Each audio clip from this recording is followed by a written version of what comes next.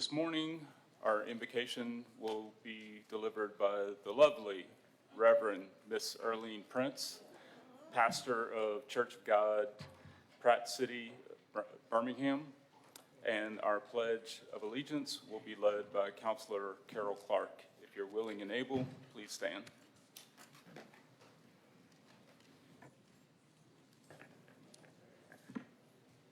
Good morning. Good morning. Shall we pray? God of justice and mercy, thank you for the gift of life and the opportunity to serve the people of this great city. Help us today to act with character and conviction. Help us to listen with understanding and goodwill. Help us to speak with clarity and with restraint. Guide us to be the leaders your people need.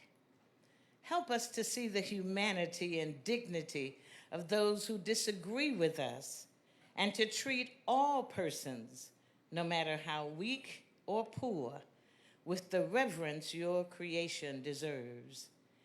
We ask for guidance this morning, Lord, for we know that a lack of guidance causes cities and nations to fall.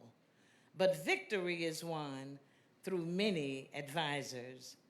We seek your wisdom and discernment. Lord, let us not be misguided in this meeting so that we do not lead to decisions that produce ineffective results. We pray that our mayor, his staff, and the city council members, while discussing today's agenda and crafting policies for this city, that they will always put the people's interest above their own. We pray that you give them courage to make the right decisions, even when they are difficult. May they be effective and decisive leaders. We pray this prayer in the name of Jesus the Christ, through the power of the Holy Spirit. Amen. I pledge allegiance to the flag of the United States of America and to the republic for which it stands, one nation, under God, indivisible, with liberty and justice for all.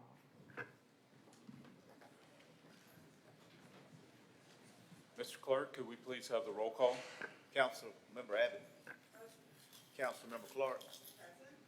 Councilmember Moore. Councilmember Smitherman. Good morning. Councilmember Tate. Councilmember Williams. Good morning. Good morning, sir. Councilmember Woods. Good morning. Council President Pro Tem Alexander. Good morning, President. Good morning. President O'Quinn. Present. Thank you. Councilors, this morning we have before us the minutes of the January 16th through 30th, 2024. If there's no additions or corrections, we'll consider a motion to approve those minutes as written. So moved. All in favor, let it be known by saying aye. Aye. All opposed, say nay. That motion passes. The minutes are not ready for the February 6th, 2024 through May 7th, 2024 meeting. At this time, we'll have communications from the mayor's office. Chief? Yes, good morning, Mr. President. Good morning, Madam Pro Tem. Good morning to the entire body of the council, and good morning to the members of the public, all those under the sound of my voice. A few announcements this morning. The city of Birmingham will be celebrating Mental Health Day this Friday. On May the 17th, the community is invited to join the city of Birmingham and area partners for our third annual Mental Health Awareness Day. The event will take place in Lynn Park from 10 a.m. to 2 p.m. There will be food trucks, a DJ, mental health experts, speakers, and more. We are encouraging everybody, please take part. Also, as a weekly reminder, all single-family residents are now under the same uniform cart system. Please remember, if you have any questions or concerns, go to www.birminghamal.gov/pickup. The City of Birmingham will also continue to keep residents informed about bulk trash pickup with daily updates online at birminghamal.gov/bulk trash. Mr. President, Madam Pro Tem, members of the council, to the public, the city of Birmingham is a diverse community. And throughout the year, we pause to recognize various national observances that celebrate that diversity. Today, we pause to recognize the Jewish people of Birmingham, who have been an integral part of the history, culture, economic development, and diversity of the city of Birmingham since its founding in 1871. I will read a special proclamation in part on the mayor's behalf. Whereas, since 2006, Jewish American Heritage Month has been observed nationwide every May to recognize the contributions to our nation's civic, social, economic, and cultural life. And whereas Jewish American Heritage Month is an opportunity to celebrate the vibrancy and importance of Birmingham's Jewish residents whose accomplishments and contributions continue to strengthen and enrich our culture, economy, education, and all aspects of community life in our city. And whereas during Jewish American Heritage Month, we encourage the residents of Birmingham to commemorate and celebrate the essential contributions, sacrifices, and accomplishments that our Jewish brothers and sisters have made and continue to make in our city. Now, therefore, I, Randall L. Whitman, Mayor of the City of Birmingham, Alabama, do hereby proclaim May 2024 as Jewish American History Month in the City of Birmingham, and join all Americans in thanking our fellow Jewish American residents for shaping our country's character, strengthening our promise of religious freedom, and teaching us the virtues of justice, hope, and perseverance. At this time, I would like to ask Mr. Danny Cohen, CEO of the Birmingham Jewish Federation, as well as any guest that he may have, to please join him at the podium if he'd like to make a few comments. Mr. Cohen.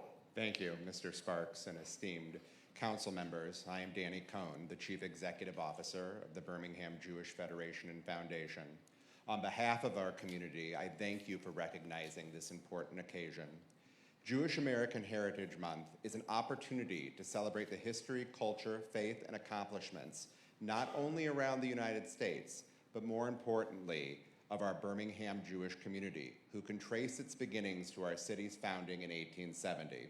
The first synagogue, Temple Emmanuel, was established only 12 years later in 1882.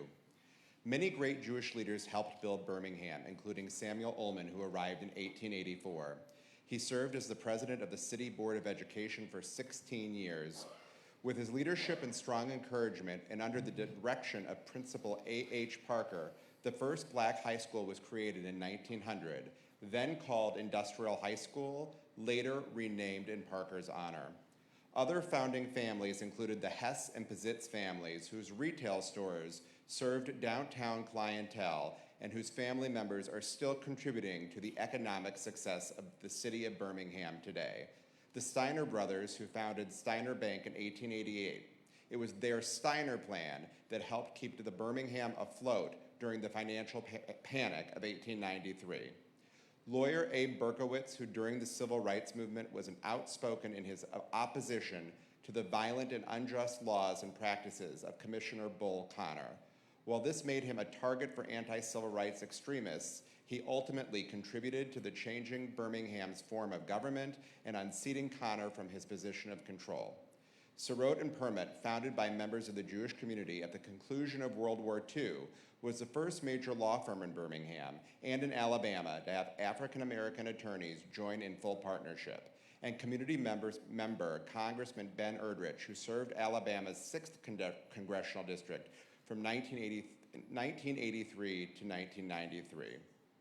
We as a community are proud of our rich heritage here in Birmingham and look forward to working alongside our civic and elected partners in coming years to making Birmingham the best it can be. Thank you.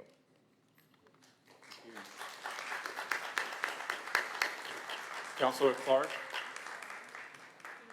I just want to make a comment on a personal note. You mentioned the Steiner Brothers Bank, and they were mentors to the Penny Savings Bank, which was a bank founded by Black people for Black people. So my grandfather was one of the co-founders of that bank, and so that's just a part of my family connection to the Jewish history here. Thank you.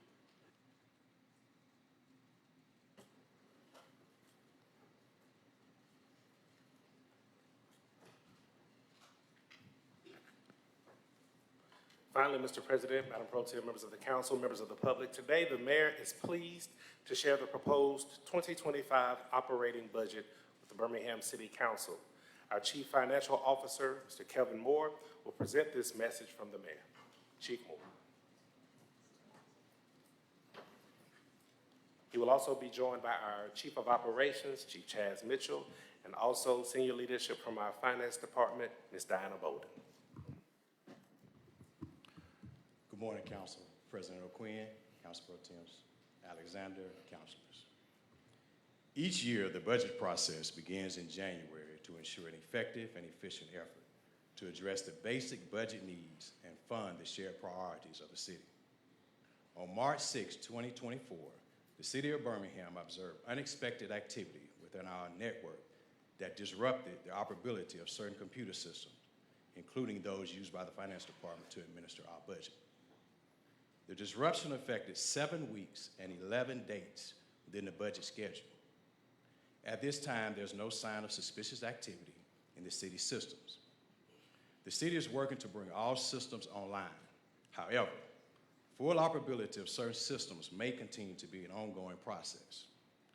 This is occurring within the timeline when the budget must be submitted to the Birmingham City Council for approval. Due to the missed target dates within the process, we're proposing the general fund budget for the current fiscal year be submitted as the general fund budget for the upcoming 2025 fiscal year in accordance with the Mayor Council Act. This recommendation will provide no interruptions to the operation of the city and will provide a seamless transition from FY 2024 to FY 2025. Funding priorities for the neighborhood revitalization, investments in our youth, and public safety will be supported through the existing budget. Since March, the city has taken all necessary steps to ensure the financial strength and well-being of the city in service to our residents and businesses while honoring our obligations. Once the financial processes are fully reconciled, we will move to amend the FY 2025 budget to reflect adjustments based on our shared priorities. This will include considerations of employee needs, departmental requests, and boards and agencies. Over the past year, we have leveraged the current operating budget to work hand in hand with unprecedented investments through ARPA, tens of millions of dollars in federal grants such as Choice and Connecting Communities. While this current budget process is unique, our focus would not waver from lifting up each neighborhood to realize the best version of Birmingham we can be. We will continue to keep our residents, the city council, and the employees informed of the next steps in this process. Thank you. Thank you. Mr. President? Yes, sir. So I also wanted to acknowledge that in the coming days, the administration will be coming forth to share more details concerning the budget with the public. And we also want to acknowledge the presence of the dynamic leadership of the city of Birmingham from many of our departments and divisions that are with us today.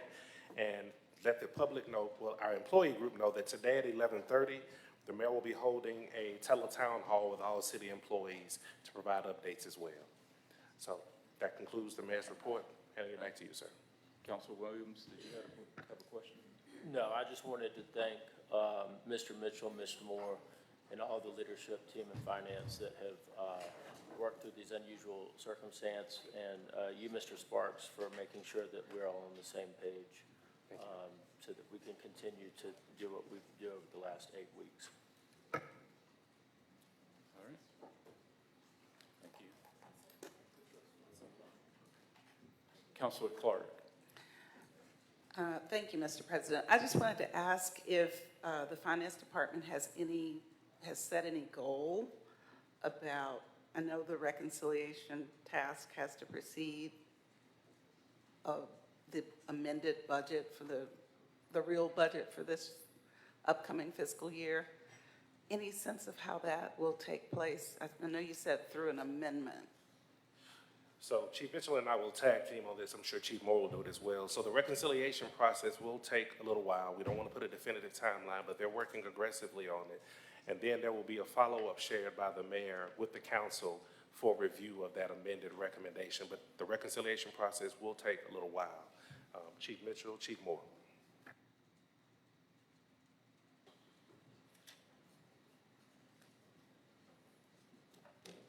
Councilor Clark, does that So- satisfy your question? Well, I'm just wondering, like a ballpark, are we looking at 1 quarter? Are we looking at a month? Are we looking at 2 quarters? I mean, just roughly. I don't know how big the task is, but you must have assessed it as a project and know if you're gonna need overtime. And I just wanna know what kind of goals you're setting for your team around it. Yes, ma'am. So what we have to realize is that we have about 9 weeks of information that we've done on a manual process that now has to be put back into our financial system. Then we have to continue to operate on a day-to-day basis using that manual system. We're also working with a third party to assist us with our reconciliations, as well as we are working overtime, as you said, and pulling people from other areas within the department. So, Mr. President, so Councilor Clark, I know that there's a desire to have some level of definitiveness around at least a window of time. It's just very difficult for the finance department to do that because there are multi-layered folk that are involved in the process of reconciliation. So the mayor has directed us, he's directed them to keep you all in the loop so that as those developments occur, you'll have them in real time. But it's just very difficult for that process to be boxed into a window. Just know we'll be in regular communication with you all and obviously the public so that people can see what those developments look like. Okay. All right, at this time, I'll read our statement on the conduct of business. All items designated as consent are routine and non-controversial and will be approved by one motion. All items on the consent agenda will be announced by reading the item numbers only. No separate, sorry. Yes. Without objection, at this time, we'll have a presentation from Councilor Crystal Smitherman.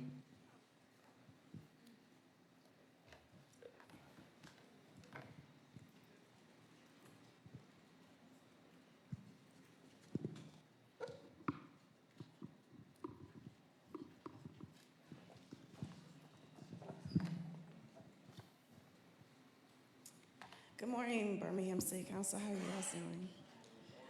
Good. Ms. Pam Huff, can you please join me? So I think everybody knows you at this point, but she is actually retiring and she's leaving us after 50 years of journalism.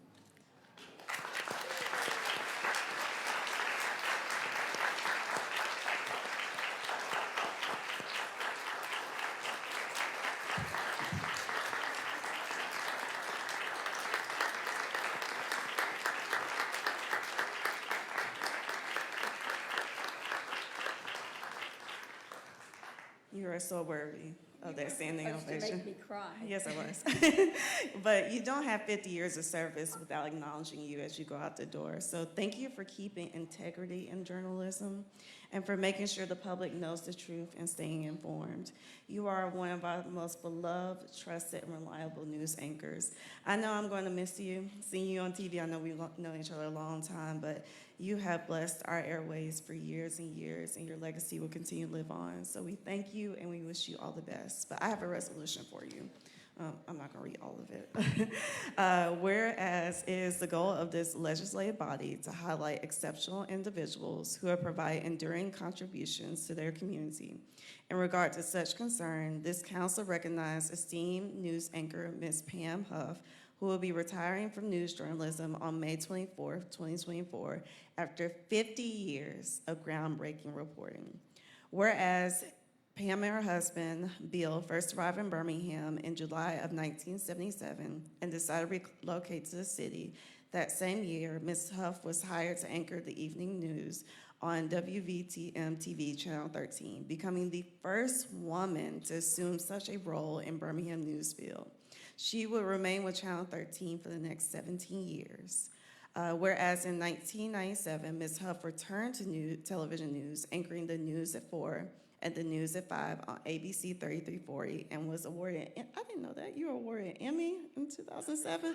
Wow. And then you have so many other acknowledgments. She was also an adjunct professor for 2 local colleges, has led seminars, on presentation skills, media crisis management, and dealing with the media.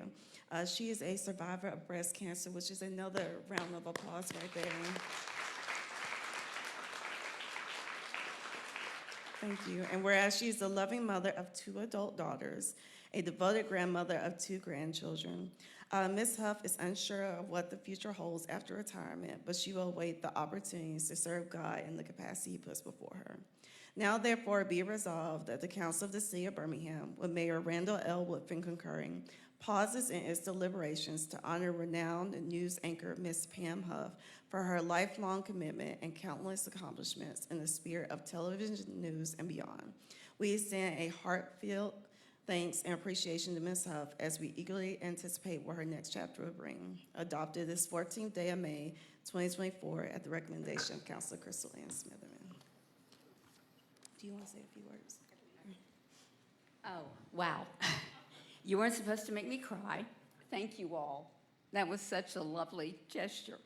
I've known this young woman since before she was born because her mom and my husband worked together, and you've turned out to be an incredible servant to the people of the city you love. Thank you.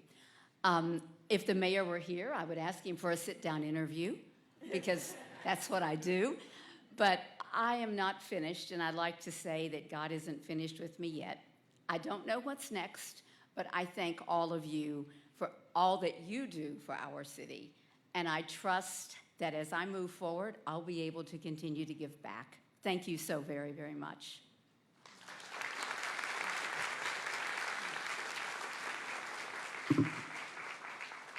So I move for UC.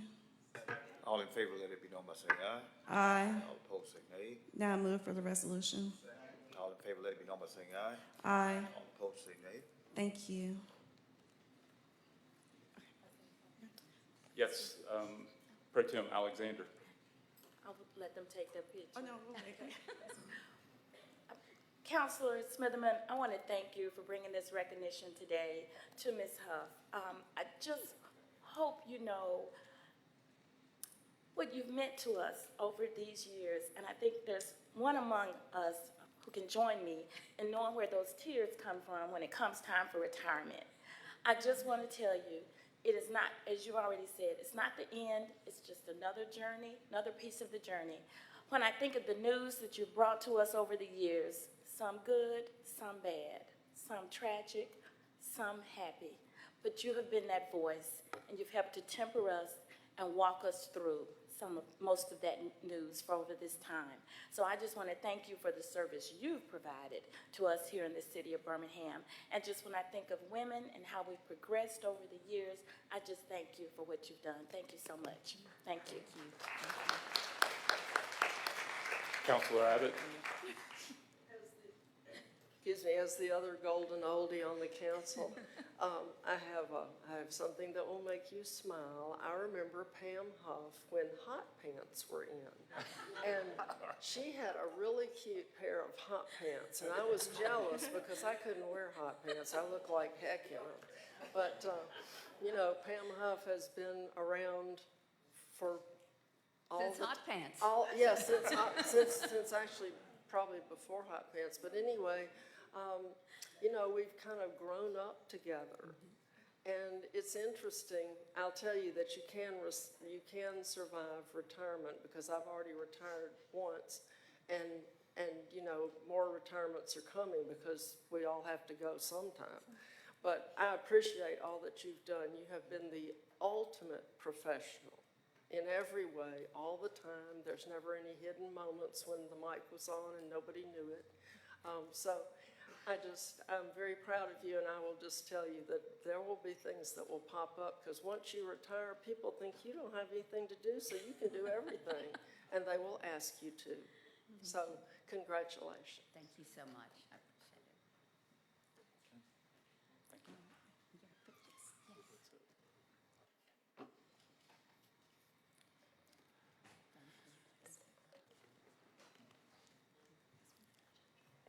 All right, now I believe we're ready to get back to our agenda. Again, the statement of conduct of business. All items designated as consent are routine and non-controversial and will be approved by one motion. All items on the consent agenda will be announced by reading the item numbers only. No separate discussion of these items will be permitted unless a council member or the mayor requests the item be removed from the consent agenda. Additionally, a citizen interested in addressing the council with respect to an item on the consent agenda designated for public hearing. Please note that there are no public hearing items on the agenda today. Items on the consent agenda designated for public hearing may request the item be removed from the consent agenda to hold the hearing on the item. Any item removed from the consent agenda will revert to its normal place on the agenda order of business. For remaining matters, all matters of permanent operation will be read and all public hearings will be announced. Mr. Clerk, could we please go through the consent agenda? Okay, consent agenda starts today on page 3 with items 5 and 6. Page 4, items 7, 8, and 9 are on consent. For item 8, you have GL account number 001-00260-542.001. Page 5, we have items 10, 11, and 12 on consent. Page 6, we have items 13 and 14 on consent. Page 7, items 15, 16, and 17 are on consent. Page 8, items 18, 19, 20, and 21 are on consent. Please note that item 18 was recommended by Budget and Finance. Page 9, we have items 22, 23, 24, 25, 26, and 27 on consent. Page 10, items 28, 29, 30, 31, 32, and 32 are on consent. Please note that item 33 should be withdrawn. Request for withdrawal. Page 11, we have items 34, 35, 36, 37, 38, and 39 on consent. Page 12, we have items 40, 41, 42, and 43 on consent. Page 13, we have items 44, 45, 46, 47, and 48 on consent. Page 14, we conclude the consent agenda with items 49, 50, 51, 52, and 53. All right. Do any members of the council wish to add or remove an item from the consent agenda? Councilor Clark. Thank you, Mr. President. I had a question about number 12, specifically the funding source, and well, the status of the fund. Like, how much money do we have left to distribute? So maybe we just take it off consent. Yes. Thank you. Item 12, that is page number 5. Mr. President, if that suffices her answer, we can have Ms. Hicks come up and answer real quick if you want to keep it on consent. It's up to you, Councilor Clark, or any other member of the council. Well, I think the public may want to know, there seems to be more interest in taking it off, so. Okay. Thank you. Number 12 is off consent, page 5. Councilor Moore. Yes, Mr. President, I'd like to take item 7 off consent. Item 7, page 4. Page 4. So,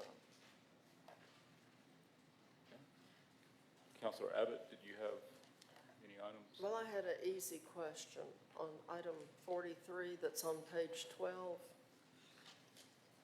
What is an automated chemistry testing system?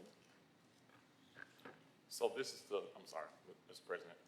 Yes, sir. If you recall during the budget negotiations and what was approved in this year's budget, one of municipal court's requests was to have a drug lab. So this is part of the drug lab that they'll do their own testing in-house instead of through a third-party vendor. Okay, okay, well, that's fine. I don't want it taken off consent. Okay. Pro Tem Alexander. Yes, thank you, Mr. President. I'd like to ask that we take item number 6 off consent. Item 6, page 3. Yes, and I have a quick question. This was presented to us in Budget and Finance yesterday, but on item number 9, There was some information given about the minority participation that was going to be put in for that particular contract and that work. And so I didn't know if they could just restate that or if we needed to pull that one from consent. But I'd like to ask them to pull number 9 from consent. Okay, number 9, that is also page 4. Thank you. Okay, Mr. President, can we pull item 14 off consent and 15?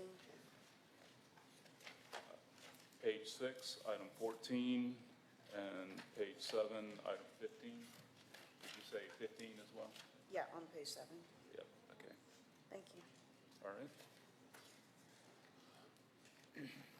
Got all that, Mr. Clerk? All right. Hearing no other additional items, do we have a motion? So moved. All right, Clerk, we're ready for the vote. That Councilmember Williams and was that Councilmember Alexander? Or Williams? Smithman, okay. All right, all in favor, let it be known by saying aye. Aye. All opposed, say nay. All right, consent agenda passes. Item number 1, please. All right, 1 second. Item 1, a resolution setting a public hearing June the 3rd, 2024 at 5:00 p.m. in the City Council Chamber on the mayor's proposed budgets. Move the item. All right. Any discussion?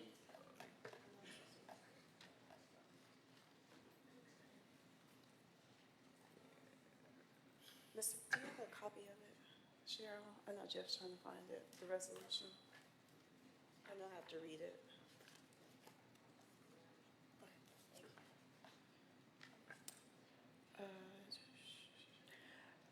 Whereas the mayor has submitted to the Birmingham City Council the proposed general fund budget, capital budget, and budget messages for fiscal year July 1st, 2024 through June 30th, 2025, and whereas it is incumbent upon the City Council to determine a place and time for a public hearing on said budget, now therefore be it resolved by the Council of the City of Birmingham, Alabama, that the required budget hearing on the proposed general fund and capital budgets shall be held on Monday, June 3rd, 2024, at the City of Birmingham at 710 20th Street North, 3rd floor in the City Council Chambers, Birmingham, Alabama, 35203, beginning at 5 p.m. The city clerk is hereby authorized to cause for publication of the public hearing, which includes place and time of said hearing in a newspaper of general circulation in the City of Birmingham no less than 7 days before the date of such hearing. Be it further resolved that members of the public can view and participate online or by phone via WebEx. Adopted this 14th day of May, 2024. All right. I believe we're ready for the vote. Okay, all in favor, let it be known by saying aye. Aye. All opposed, say nay. All right, that motion passes. Next item, Mr. Clerk. Should be item 2.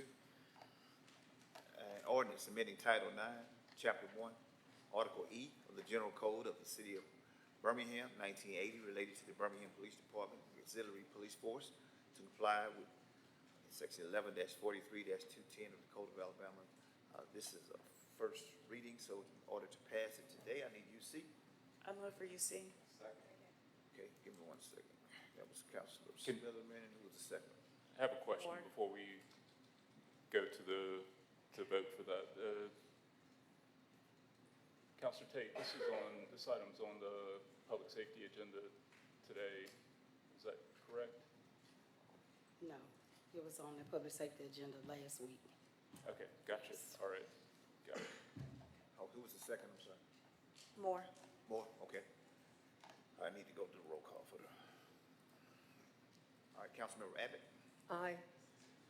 Councilmember Clark. Councilmember Moore. Councilmember Smithman. Councilmember Tate.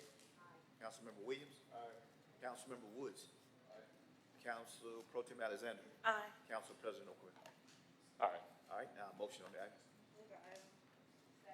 All right, item is before you. any discussion? No. Mr. President, Counselor Abbott.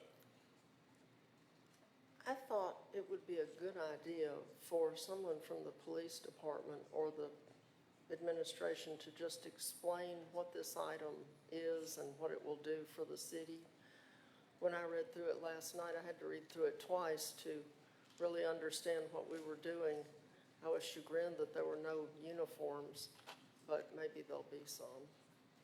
Anyway, if someone could explain just briefly. Mr. President? Yeah. Chief, Attorney Roberts so, here.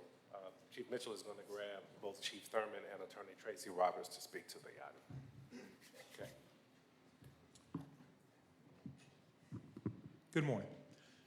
So your question is about the auxiliary police force. And the city is authorized under 1143-210 of the Code of Alabama to have auxiliary police force, reserve police officers.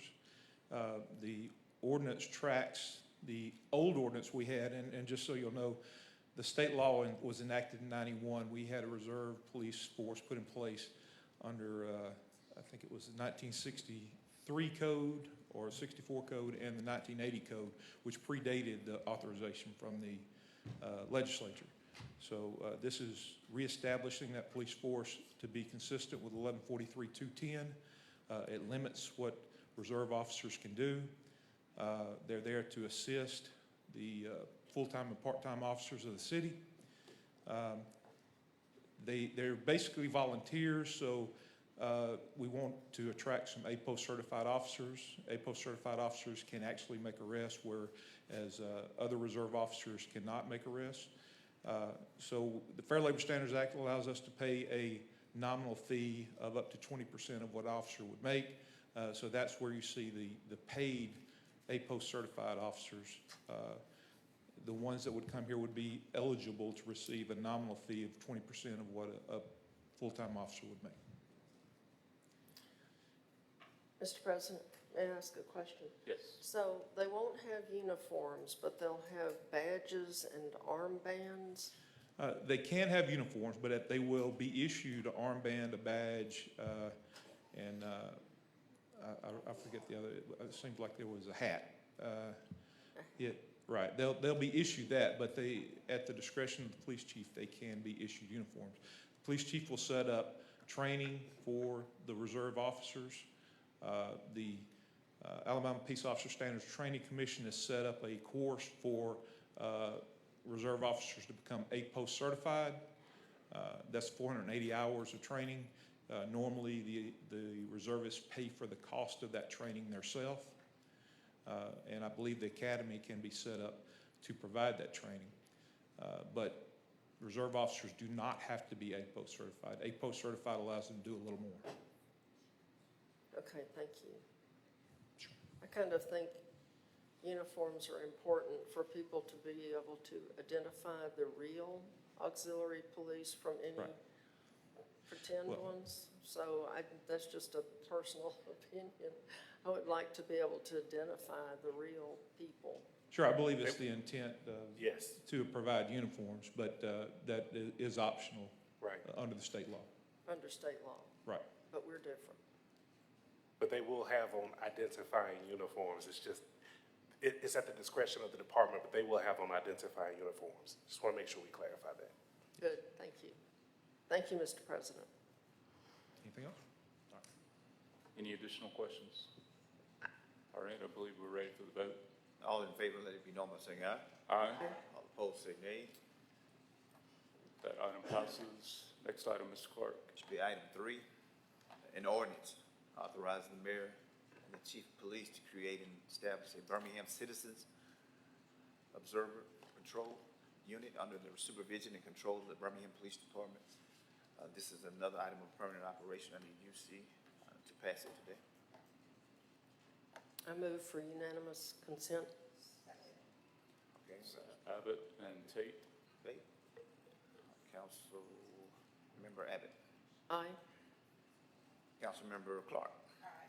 Councilmember Moore. Aye. Councilmember Smitherman. Aye. Councilmember Tate. Councilmember Williams. Aye. Councilmember Woods. Aye. Council President Pro Tem Alexander. Aye. Council President O'Quinn. Aye. All right, motion on the item, please. I move approval. Abbott and Tate. Item is before you. Any, I'm Council gonna Tate. have Attorney Roberts to come back up and just clarify what the COP is. Thank you, Attorney Roberts. Yes. So, the Citizen Observer Patrol is something that's seen in other municipalities in the state of Alabama and other municipalities throughout the country. It's basically citizens who are on duty as volunteers and work as the eyes and ears of the police department. They have no law enforcement power. They can be in marked vehicles and can have uniforms. Most of the time, they're T-shirts, caps, and an ID card, and that's what we put in this ordinance. They'll be issued an ID card, a special T-shirt, and a cap so that they can be identified. If a vehicle is provided, that vehicle will not be marked as a police unit and will not have a siren or red or blue lights. It may have a special marking and maybe green lights. That's what we usually see. This ordinance will authorize up to 200 citizen volunteers, just over 2 per neighborhood association. It doesn't have to be that kind of breakdown, but 200 individuals. And they'll receive training from the police department as the chief determines. Councilor Smitherman? Yes, thank you, Mr. President. So I did do a little bit of research on other cities.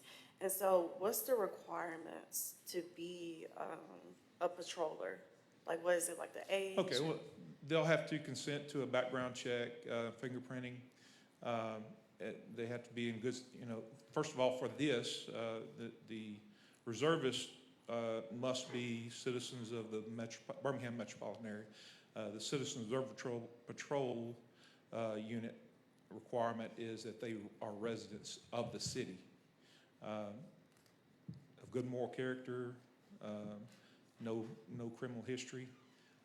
It's listed in the ordinance, but it's the same requirements as the reserve officers. Okay. So they'll have to meet the background checks. I know that you said it's as determined by Chief Thurman, but how often is the training going to be, and who are they reporting to? Because I know in certain cities, the accountability was more on the neighborhood associations, where they reported back to neighborhood associations. Not No. like the actual crime, but it's just more of like accountability part. So your question is, what kind of training will they receive? Yeah, and just the accountability part. That's going to be up to Chief Thurman and what he determines is necessary. They'll need to be aware of the laws, what they can and can't do. They'll need driver training if they're going to be using a city vehicle. The basic training they'll need to perform their job will be provided, but I'm sure that there will be more. Oh, I'm sorry, there's Chief. I'll let him address that. So good morning. Morning. Good morning. So they'll receive their training through the Birmingham Police Academy. We had this program several years ago with the Woodlawn Foundation. Be very similar as far as their duties, the training, and things of that nature. They will have communication with our officers to be able to relay something they observe, but that's all they're to do is just simply observe, be our eyes and ears, if you will. Okay, how successful was that program? It was successful. I mean, it was very helpful to neighborhoods because they were visible, and they were also able to relay information to us so we could take action quickly to remedy whatever situation was occurring. Okay. I'm not totally against it, but I worry about the safety of these citizens because we struggle so much for them to even report something like code enforcement. And it's even hard for us to get information for them when like Crime Stoppers or even you or the mayor ask for information. So I guess I just want to make sure we actually have good recruitment, because I saw there was a study and usually units like this don't last more than 4 years and they have problems getting recruitment. So what kind of efforts also are we doing for recruitment? So we'll just do the same. We have a recruiting team with Birmingham Police Department. We'll have them do our recruiting as well. Also, the citizens will ride two to a vehicle for safety, so it won't be any single person, just for safety as well. Okay. And there's terms, 2 years for this, 3 years for the reserve. Right, so there's a 2-year term as well, and then the auxiliary has had a 3-year term. And is this for public housing as well, or is it just neighborhoods? Well, it's just the city of Birmingham, Okay. the city as a whole, yes. Okay, because I know I also read like some had like public housing, which is different from the neighborhood ones. So, okay, thank you. Yes. Councilman Moore. Yes, thank you, Mr. President. I was gonna make mention of, the Citizens on Patrol program that was in place several years ago, in Woodlawn, and I know that it was, very successful. We had a lot of, residents that, were actually, upset that it went away, because they were able to keep eyes on those different areas that, most people either didn't know about or, were too afraid to go to. And so you had certain citizens that, were all about making sure that they kept eyes on those hard to reach areas, and reporting it. But one of the questions that I did have is, because I knew that program was in place, what was the reason that it ended? Can you speak on that? So that's something I've tried to research because I wasn't in this role at that point in time. And so basically I think it just kind of what Councilor Smitherman said, they just had a lack of participation at some point. Also, it was grant funded. It was grant funded as well, which that paid for the vehicles and some of the other assets. Got you. Okay. All right. I can help answer that question. Yes, please. Yeah, so at that time, I was working at Cornerstone School, and this is back when they only had the campus in Woodlawn. One of the citizens on patrol were beat up in their active duties of being a citizen on patrol. And that, combined with the funding issue, as I recall, is what ended that. So that brings me to a question I have. In terms of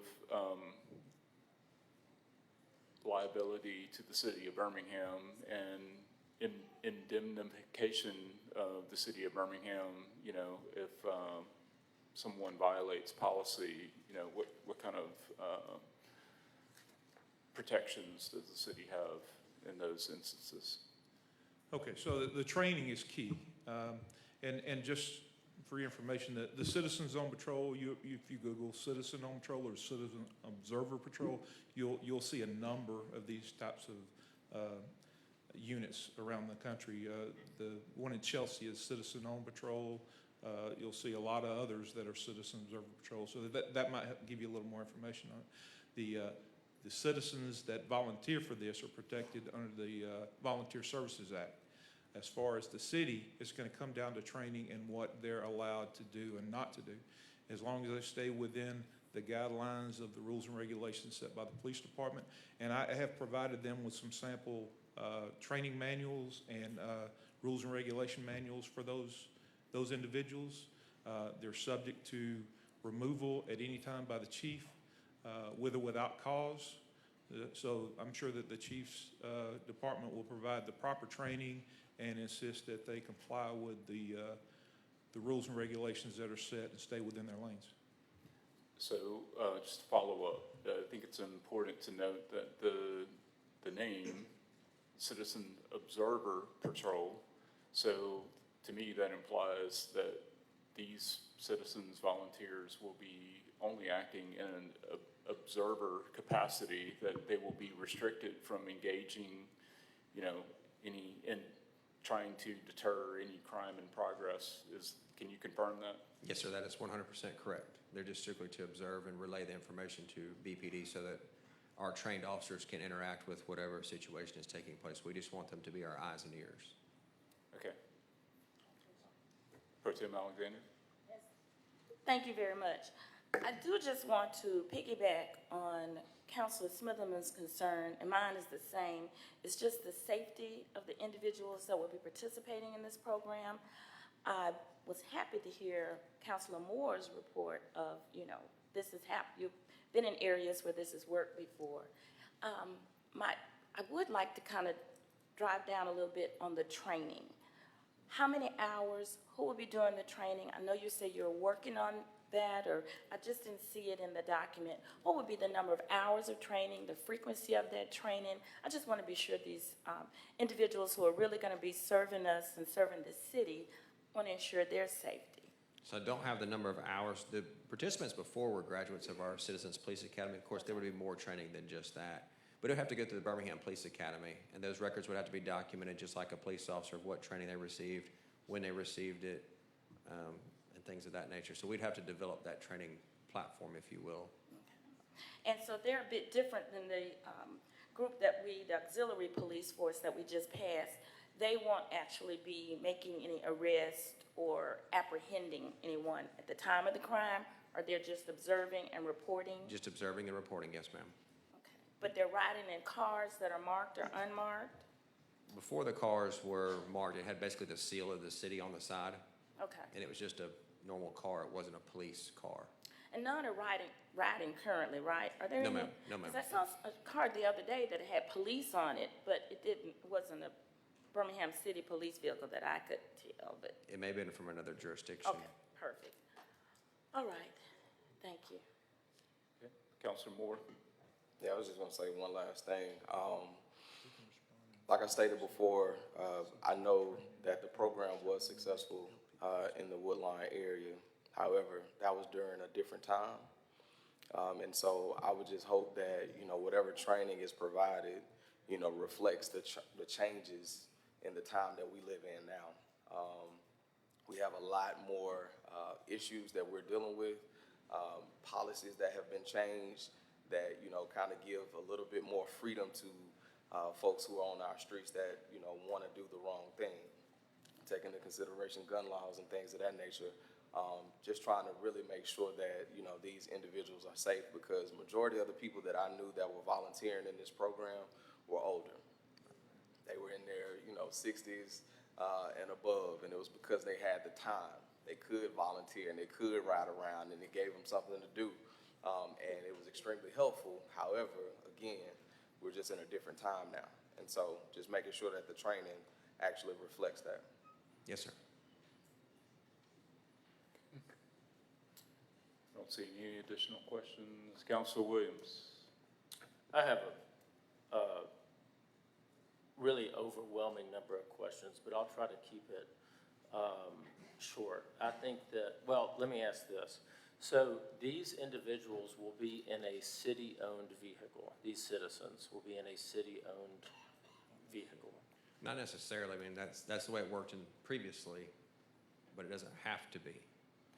I would think that would be best to have some regulatory oversight over it, yes. So with the amount of vehicles that are requested from this council, just by our A-post officers, just by their needs, and the amount of wrecks that we have with vehicles, and the amount of liability that we take on as a city, as we know, because we're consistently passing funding for litigation. I guess this question would be directed towards Attorney King. In your opinion, do you not think that this is a liability nightmare for the city of Birmingham?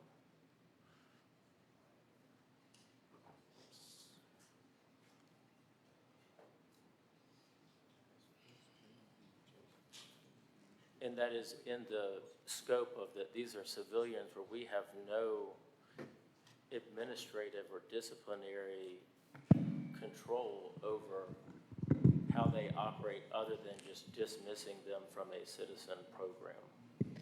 I can say that this program has been researched, and we have worked and coordinated with Chief Thurman and the Public Safety Committee. And so I can say that with the type of training that is in place, that you can never anticipate things, but we believe that this will be a success. But of course, you can never anticipate. And by success, of course, I mean no litigation or automobile accidents that goes on the tab of the taxpayer. I have a lot of issues with this, safety issues. I think that there's going to be honestly an issue for your officers and their morale having to deal with this already short. I think that if we're going to be providing them vehicles, I know that there's a lot of vehicle needs within your department that I think could be better served for actual officers instead of old ladies riding around reporting things. And I also think that this is a liability issue for the city of Birmingham. I think that I understand the reserve program, and I think there could be some merit to it if it's executed well. But the idea of citizens on patrol, I mean, there was a comedy movie made out of it because I think we all know what the outcome is with a program like this. And I cannot vote for this and put citizens' lives in danger, further take away from resources that would go to the actual A-post officers of Birmingham Police Department. And I think that we're being very short-sighted about what it would take for one of these civilians to get in a situation where they are over their head. I understand that we said there's going to be training, but for one of these civilians to get over their head and instead of citizens on patrol, it's a tragedy waiting to happen. So I cannot support this, but I appreciate y'all's candor in answering my questions. Councilor Smitherman. Yes, this is more so for Counselor Tate. Counselor Tate, I do know you have educated us and you talked to us about something like this, but this wasn't like this, about how community leaders, community people do kind of take care of the neighborhood. Can you talk about that program that you've talked to us about before? Which program are you referring to? Where citizens kind of take care, I can't remember what the name of it was, but you were saying, you know, people like Ansky and Mr. Walter were asking for something like this, not this in particular, but something like this. They were talking about community policing. Community policing? And can you explain what community policing is? I mean, community policing, in my opinion, is pretty much like when people in neighborhoods, like credible people, take care of their communities. Okay. Is this something like this? This is not anything like Credible Messenger. Okay, I was just making sure. But, you know. Okay, thank you. Councilor Moore. Is it something that could possibly be partnered with Credible Messenger, since those are folks that are in the community that, you know, have relationships with folks who would be, I guess, criminal activity adjacent, and they could, you know, possibly de-escalate situations? I mean, I wouldn't think that this would be something, credible messengers are not put in community to de-escalate any situations. That's what your violent interrupters are trying to do. Every level of any type of violent initiative resorts, you know, training. And so I wouldn't pair, you know, when I look at something like this, I equate it to what you see downtown with the CAPS people, those people that are doing, they on patrol, they watching things, you know, in the community. They assisting people with, you know, cars or things that I'm sure that they are reporting, you know, crimes or stuff that they see. I would not say that this, you know, credible messengers is a transformative mentorship program, is what it is. It's a totally different situation here. Yeah, Councilor Moore, just, you know, based on the little bit of knowledge I have, violence interrupters and credible messenger programs usually are intentionally separated from traditional law enforcement. You know, it's part of their credibility to maintain that separation from law enforcement so that they can, you know, folks who are in those marginal situations, you know, can feel like they're engaging with someone who's not directly tied to law enforcement. So, yeah, this would be a little different. Gotcha. And again, I only just brought it up because I know that, you know, those would be folks who I would feel comfortable being in a situation where they actually have a car to ride around in and you know, keep eyes on these types of situations, as opposed to, you know, an older person that, you know, got assaulted. So yeah. Okay. And just note that this is just authorizing the mayor and the chief to create and establish this program. You know, it's would be within the purview of the chief and the mayor to, you know, if there are problems, I'm sure there will be adjustments accordingly. Councilor Smitherman. I guess this is for Attorney King. I feel like somebody may have asked this, and I apologize, but do citizens have immunity from suit?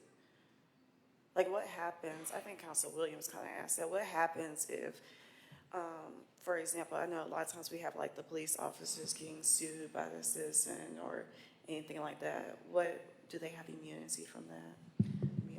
I will say that we would need to go into executive session if we go into detail about potential litigation, but I can say if guidelines are followed in accordance to what the police department has explained, then those can be covered. Okay. Okay. Are we ready for a vote? I think so. Mr. Clerk? All in favor, let it be known by saying aye. Aye. Aye. All opposed, say no. No. One abstention. I abstain.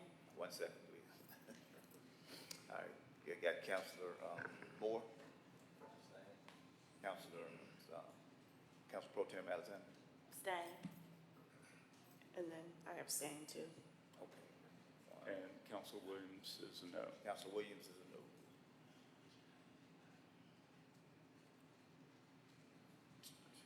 Okay, got 6 If votes. I count correctly, there are five ayes. Alexander's name, Council Pro Tem Alexander. Yeah, that's, actually got 4. Tate, Smith, how did you vote, Councilor Smith? I'm sorry. Abstain. And Councilor Moore abstained. And Councilor Abbott voted yes. You got Abbott, Clark, Right. and Tate, and Councilor Pro Tem, President O'Quinn, Aye. and Councilor Woods. All right, you got 5. All right, yes, that item passes. Without objection, Council, I would like to take item number 9 out of order. Okay. Ms. Clerk, could you read item number 9, please? 3 to 9. Item 9 on page 4. A resolution approving and authorizing the mayor to execute 1, a development agreement with Coca-Cola Bottling Company United Central LLC, under which United will undertake a project to redevelop the former Stock and Barrel property located at 1101 40th Street North for use as a corporate campus. It is expected to include a new corporate headquarters, a state-of-the-art sales, distribution, and warehousing center, region, division, and local offices, and a customer call center. The city will provide certain incentives to include construction of an access road to the site, up to $400,000 in funding for water infrastructure improvements and certain tax abatements. And 2, an abatement agreement with United, under which the city will grant abatements of construction-related sales and use taxes for the project of non-educational and ad valorem taxes imposed by the state of Alabama and Jefferson County with respect to the project for a period of 10 years, and of non-educational and ad valorem taxes imposed by the city with respect to the project for a period of 15 years. Motion. Motion on the item. Second. That was Councilor Williams and Pro Tem Alexander. Item is before you. Any discussion on the item? Thank you. Yes, I asked that this one be pulled. We had an excellent presentation yesterday from Budget and Finance. Very excited for what Coca-Cola Bottling United Central is going to be doing for the city in undertaking this project to redevelop the former Stock and Valve property. You gave us some very wonderful information. My questions yesterday were centered around workforce development, and you did mention to us, I think it's Bradsfield Gorey is your firm. Just wanted for the public to know, what is your commitment, or what would be their charge as far as minority participation, as well as what you would be doing for workforce development? I just want to be sure that the people in Birmingham will be able to benefit from this as far as livable wages and that type thing. Good morning once again. My name is Cornell Wesley, proudly serve as the Director for the Department of Innovation and Economic Opportunity. We're excited about this monumental investment in our great city of Birmingham. To your first question, in section 8-1A and B, paragraph 8-3, there is a commitment that illuminates their participation to BCI What we can say that has happened today is that, as already mentioned, Brassfield and Gorey is the general contractor on record. They have already been in contact with Michael Bell, and they have 100% commitment to adhere to all of the things that are traditional as it relates to the expectations through our BCIA agreement. Any additional questions we have? The CEO, Mike Suko, to my left here to further brief the public. Thank you very much. Thanks for answering that question. I had written the number down yesterday and I didn't record it, and I just wanted to allow you that opportunity to talk about your investment here in this city. Thank you so much. I really appreciate the opportunity to speak to everyone today. And I'm here representing all of our associates across Coke United. So we began here in 1902. We started our company as a small, independent, family-owned business, and 122 years later, we've grown into the third largest Coca-Cola bottler in the United States and the second largest privately held company in Alabama. I would tell you that we've had a vision for 10 years to do this on this site, and we are excited about being able to convert this brownfield to an exciting new corporate headquarters. Also, it will be our North Alabama division. We'll house all of our sales operations that will take care of Birmingham proper, as well as Oxford, Tuscaloosa, Coleman, West Alabama. So we're going to have a lot of folks that are going to be working there. The campus is also going to be an incredible gateway. As we have it designed now and the way it'll look, you're going to go to a great spot coming off the interstate. So it is going to be a great welcome to everyone coming into the city. And if you're flying in, you're going to get a great view of it as well. So we're very excited about that opportunity. We're also very committed to our associates to give them a wonderful place to work from. And so on behalf of all of our associates at Coke United, I'd like to thank Mayor Woodfin and the City Council for everything y'all have done to support us. We greatly appreciate it. We're planning on being here for another 122 years. Thank you. Mr. President. Moore? Yes, thank you, Mr. President.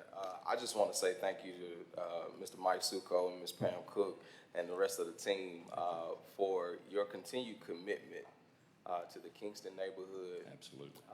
And surrounding areas. Got a chance to meet you and, learn more about a lot of the work that you all have been doing in the neighborhood and in the community. And I got to tell you, people passing by on that highway and seeing all of those trees get cleared out has caused a lot of excitement in District 4. And so I'm glad to know that you all are staying right here in the heart of District 4 and, just the investments that you all are making. I'm praying that it will, continue to add a blessing to our district. So thank you for all the work that you all are doing. Thank you. I appreciate it. Thank you very much. Council Clark. I too would like to just express my joy that you all are redeveloping this, long-term blight, underutilized, front door piece of property. Is it the new brownfield legislation that made it possible for you all to move forward after 10 years of contemplation? And was that one of the key factors? Well, obviously, there's a lot of factors. One is we wanted to stay in Birmingham. We did not want to go anywhere. And literally for the amount of space that we need and what we need to operate out of, that land was ideal for us as well. So we took on that responsibility to be able to remediate that. So we have filed with ADEM, and we're working with them to be able to make sure that that site is clear and follows all processes we need. Okay, well, since we're going to be your close neighbors across the street at the Shields School, I'm sure you'll inspire us to kind of step our game up across the street. We'll continue to be a great partner there. Thank you. Thank you. All right. I just want to also say thank you. It's no secret that Birmingham has a rich industrial past, and that we have many brownfields as a result of that, and this stock and barrel property being one of the most prominent in the city of Birmingham. So it's really monumental to see that property now remediated and entering into the next chapter, and not just the city of Birmingham, but the neighborhood of Kingston and East Birmingham will benefit tremendously from this. So it's definitely a huge win for the city and obviously for Coke United. Absolutely. Thank you so much. We appreciate it. All right, Councilor Williams. Everything's been said, Mike, but I wanted to thank you and the Coca-Cola United team for your commitment to staying in the city of Birmingham. I know that a lot of times when we have, it can be very tempting when you're looking at moving a large facility that, you know, you might be able to find an alternative that's cheaper. But your roots are Birmingham through and through, and I think that you guys have exemplified that. And so I want to thank you for that because I think that that is special and unique, and not all businesses would do that. So thank you. Thank you. Our family and our board has been committed to that from day one. We're a Birmingham-based company, no questions asked. Excellent. All right, I believe we're ready for the vote. All in favor, let it be known by saying aye. Aye. All opposed, say nay. Item passes. Thank you. Thank you very much. We'll go back to 4. Yes, item number 4, please. Item 4. An ordinance approving authorizing the mayor to execute a redevelopment agreement with Omega Bridge Builders Foundation, under which Omega Bridge Builders Foundation will undertake a project to refurbish and transform the Inslee precinct located at 624 19th Street, Inslee, Alabama 35218, to develop a multi-purpose outreach center which will serve as a major resource to the Inslee community by eliminating blight, provide youth community training programs, and conduct other revenue-generating programs they become available. The city has agreed to make property available to Mega Bridge Builders Foundation at a use value of $30,000 in support of the project. This is first reading in the UC to entertain today. Move for UC. Those Councilor Alexander and Smithman. Councilmember Abbott. Aye. Councilmember Clark. Councilmember Moore is out. Councilmember Smithman. Aye. Councilmember Tate. Councilmember Williams. Aye. Councilmember Woods. Aye.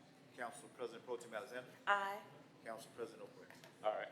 Motion on the item. Second. Item is amended. Alexander. Any discussion of the item?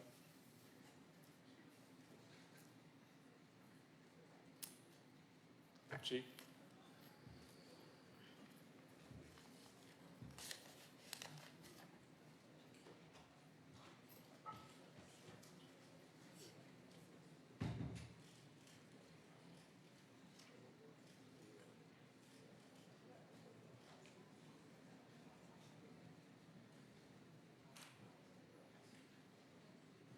Good morning. Good morning.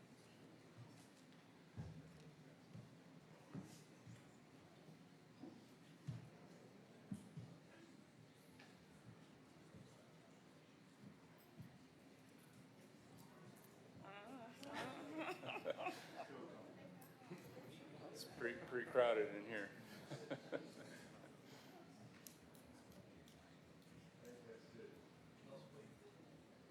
All right. Good morning. You guys want to tell us about this project? Good morning, President O'Quinn, President Pro Tem Alexander, members of the City Council. My name is Dr. Charles Willis. I'm the Executive Director of the Mega Bridge Builders Foundation. I'm franked by Brother Art Franklin, Brother Walter Body, Brother Dennis Scott, and one of our lamplighters, Jonte Ransom. This initiative, we're so excited about having the opportunity to acquire the former Inslee precinct for youth leadership, personal development, and just basically building community and village around our city's youth. And so we're all aware of the issues that we have with our city's youth, and so we're willing to step up to the plate to provide mentoring and support to that community as well as to the surrounding areas. The Birmingham Lamplighters have been in existence since 2017. We've had an impact of more than 150 students. All of the young men each year acquire more than 100 hours of community service. They actually participate in many of the community impact initiatives.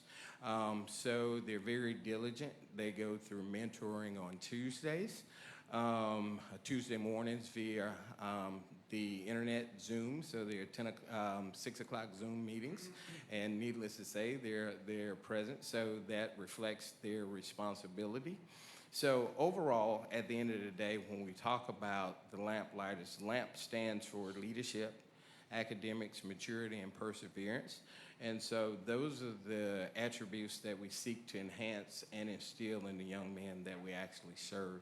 And so I did bring John Tay Ransom, who serves as the president of the Birmingham Lamplighters, to actually provide his own words and his own reflection as to what the program has meant to him since he's been involved with the Lamplighters. Good morning, members of the council. My name is John Tay Ransom. I serve as the president for the Omega Lamplighters. I'm currently in high school. I'm about to graduate in less than 10 days.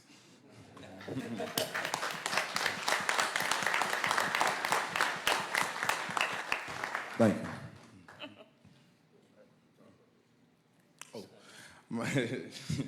My experience as a lamplighter has been great. I'm blessed to have these men around me. They have exposed me to business opportunities and experiences I've never had before. Learning how to invest my money in stocks, in trades, learning how to get into real estate, teaching me how to manage my money financially wise, how to save, or how to budget. Instead of just getting money, just going and spending like unnecessary and burning a hole in your pocket, basically. I joined when I was about 15. I'm 17 right now. I'm about to turn 18. I'm a veteran. Well, it's been pretty cool. We've reached out to over 150 people in the Birmingham community, learn and help them experience what it's like to carry yourself in elegance. Yeah, that's pretty much it.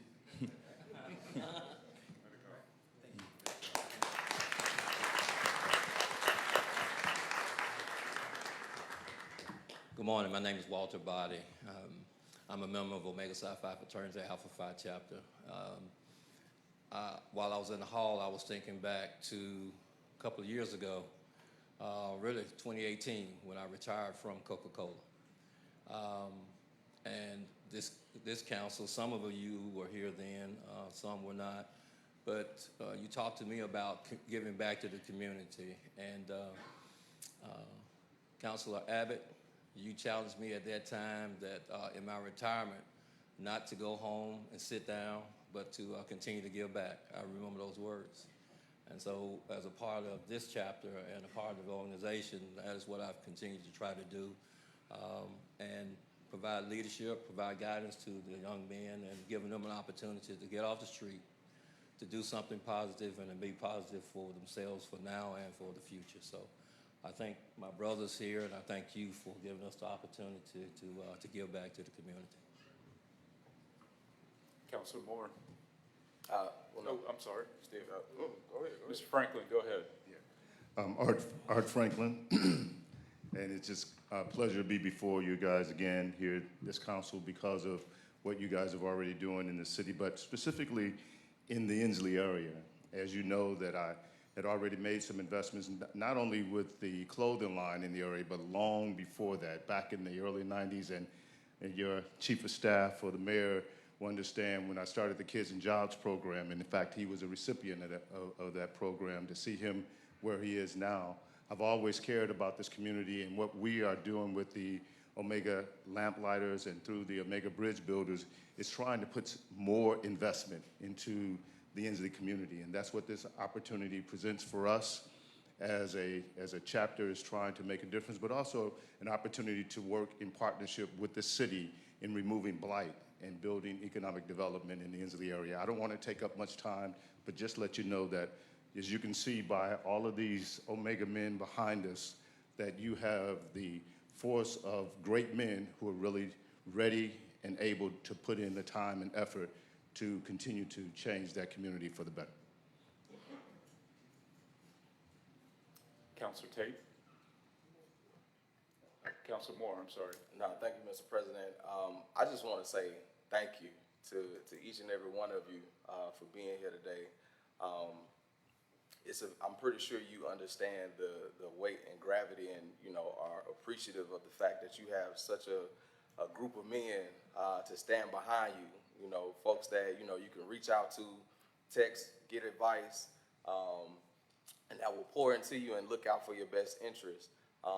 And I just, you know, again, I just want to say thank you to each and every one of you, because even though you all are standing here today in this capacity, I know that there are several of you that serve as, you know, administrators, boards of, or chairs of boards. You got mentors, you got folks who've worked in news and journalism and all kinds of things. And that is just a beautiful thing to see. And it's one of the reasons why I partnered with Omega Psi-Phi last year to do the Art of the Cookout, because I recognized that, you know, we needed men who would be able to pour into our young men and, yes, teach them how to grill, because we don't want to lose out on that art, right? And who better to do it than you all? But, you know, also to just create proximity for young men to be able to be poured into by some folks who have some experience, some expertise, and that are willing to serve. And so I just want to say publicly thank you to each and every one of you for the work that you all are doing. And yeah. Councilor Tate. I'm not going to prolong, but thank you. I am the niece of a Omega Psi-Phi gentleman. I shared a video with Mr. Body last year. My uncle, the late John R. Hatcher, grew up in Collegeville. Just came from a lineage, you know, of fine people, his father. He took that, what he learned, went to Oxnard, California, worked for the NAACP for over 60 years. Had friends on both sides of the aisle. And in 2022, the president named the Oxnard Post Office after him. So I'm going to be sharing the video with you guys. Looking forward to working with you all. Glad you are in Ensley. I have had an opportunity to visit Art's store, and just glad to see that you guys are giving back and just really standing on, you know, what you believe in, and see you guys are raising fine young men like this brother right here. I see Ronald Hicks, who I grew up with. We grew up in the same church. I had the opportunity to meet this other distinguished Omega Psi-Phi on Saturday at the Movements Center, Health Center ribbon cutting. But congratulations again. Welcome to Ensley. Looking forward to breaking ground with you all and getting in the neighborhood and giving back and continue the great service that you guys continue to do. Councilor Woods. Thank you, Mr. President. Personally, I'm very heartened to see you guys come together. I think in that area there's a need for investment as well as mentorship for young people. And so I think there's certain issues in our community that require the community to participate in order to fix. And so I got just a great appreciation for y'all stepping up and solving multiple problems at once. And so I think it just adds to it, and it gives me hope that we can overcome some issues and get some things corrected. So I just want to thank y'all for y'all's willingness to plug in, invest resources, invest time to solve some issues that we see in the community. Thank you. Councilor Smithman. Thank you, Mr. President. I see a lot of my friends out there. Well, you guys know you all are my brother to my sorority, so I know you do great things, but because my chapter is Delta House, is in the middle of a neighborhood that's actually in Mount Pro Tem's district, I think it makes a difference having that there, knowing that you have a positive light in that community as well. You know, Councilor Tay and Councilor Woods, I think all of us have talked about addressing crime, for example, is much more than the police. And I think you guys investing in the youth and giving them a mentor really matters. I know I was a part of Delta Gems, which is the Delta version of what you're in, and it really was people who poured into me, and they're the reason I am who I am today, because I didn't learn not only about the sorority, they took us down to colleges, financial literacy, public speaking, so I know the work that you all do, so I'm so excited you guys are having a home. This is just so great, and thank you guys for the community service you do in all of our districts. I really appreciate the help you all have helped us, and hopefully you guys can help every counselor as well. So I look forward to what you guys will do, and I would love to partner with you all on a seminar at the house, even though it's not my district. Thank you. All right. Councilor Clark. I hate to be the one who asked all these practical questions because I echo everything they said, but Do you all have a sense of your project timeline and budget, how much you'll have to invest in the building to make it safe for the public to enter? It's been vacant a pretty long while. Since 2012, I believe it was, when the new Inslee Station opened. Well, we've got that 180-day period of our real due diligence. And I think that determines what that project line will be, that timeline will be, once we really get in and get the real assessment of the building. And then we can look down the road and see exactly what we have in store. But we anticipate moving rather rapidly to get it up to speed where we can be a real partner in Inslee. Okay, and I think because you're renovating, you'll be required, I don't think it had an elevator, as I recall, so you'll have to. We have to put do an that elevator in too. because we want to make sure that everyone has access to all levels of the building. Okay. I just wish we weren't charging you money for it, because I think we should give it to you, but that's not the Can you do something about that? But I also am anxious for you to have a building, because as you know, I have, in my private life, supplied some of your space needs, not adequately too, I might add. So really excited about this for the western side. Thank you. Thank you, Councilor Carr.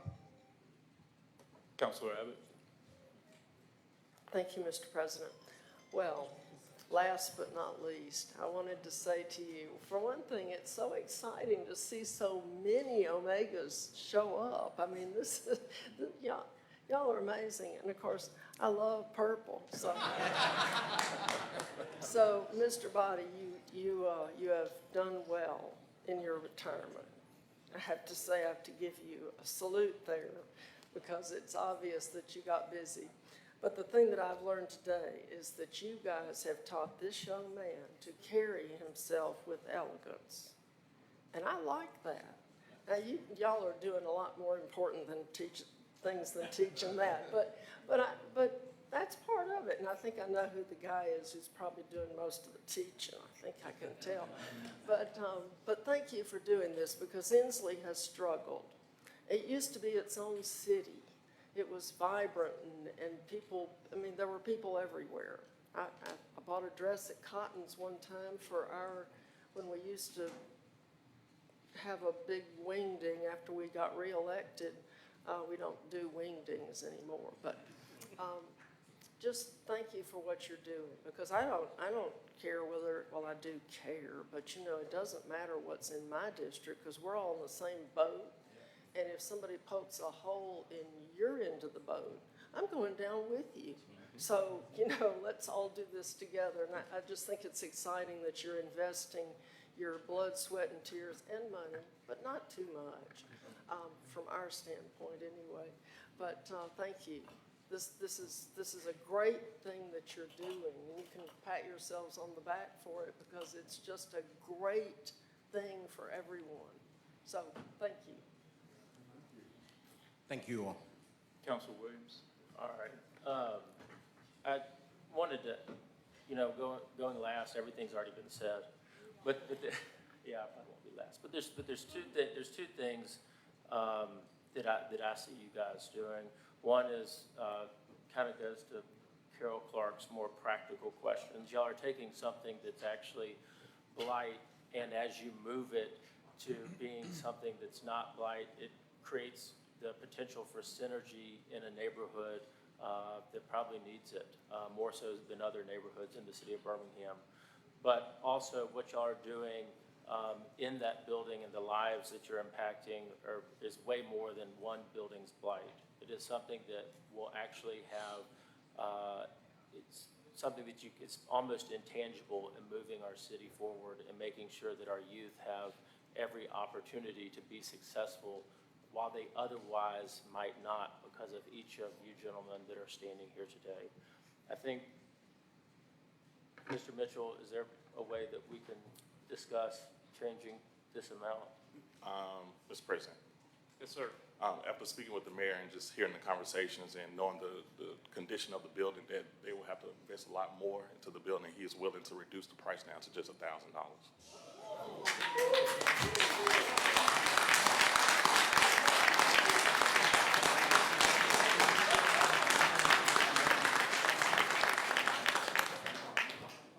Mr. Clark, please note that in the item, but Pro Tem Alexander. Thank you. I know we're ready to have the vote, but I just wanted to say thank you all so much. Your commitment to our community. I want to thank the Alpha Phi chapter. I know you're celebrating 100 years of service to Birmingham. That needs to be honored. So this isn't anything new for this organization. It's just a next step for them to make themselves available to the public, to mentor young men like this young man. Have you announced where you're going to school? Where are you going? Tennessee State. I got a granddaughter at Tennessee State. We'll talk later.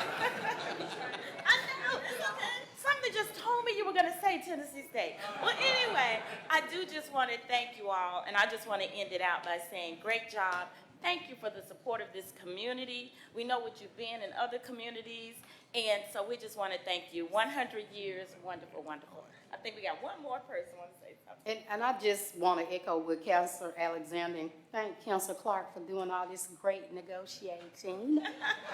Okay, and thank Mayor Woofin. That's right. Yes, let's thank Mayor Randall Woofin. And I know it is a young organization, and I know that Mr. Franklin sits on the board of Flourish. Very, very, Jamon Hill, those guys are some great, great people to work with. Really want you guys to make sure that you really, really work with Flourish, because they presented me with a great plan when it comes to violence reduction. And as Council Smitherman say, that is like a torch that I have been seriously carrying along with, my colleagues to reduce, violence and giving, our young people an outlet, because it's greatness right here in Birmingham. It's been, you can see that by the young people winning the scholarships, the young people signing, to go to college. It's some serious greatness here.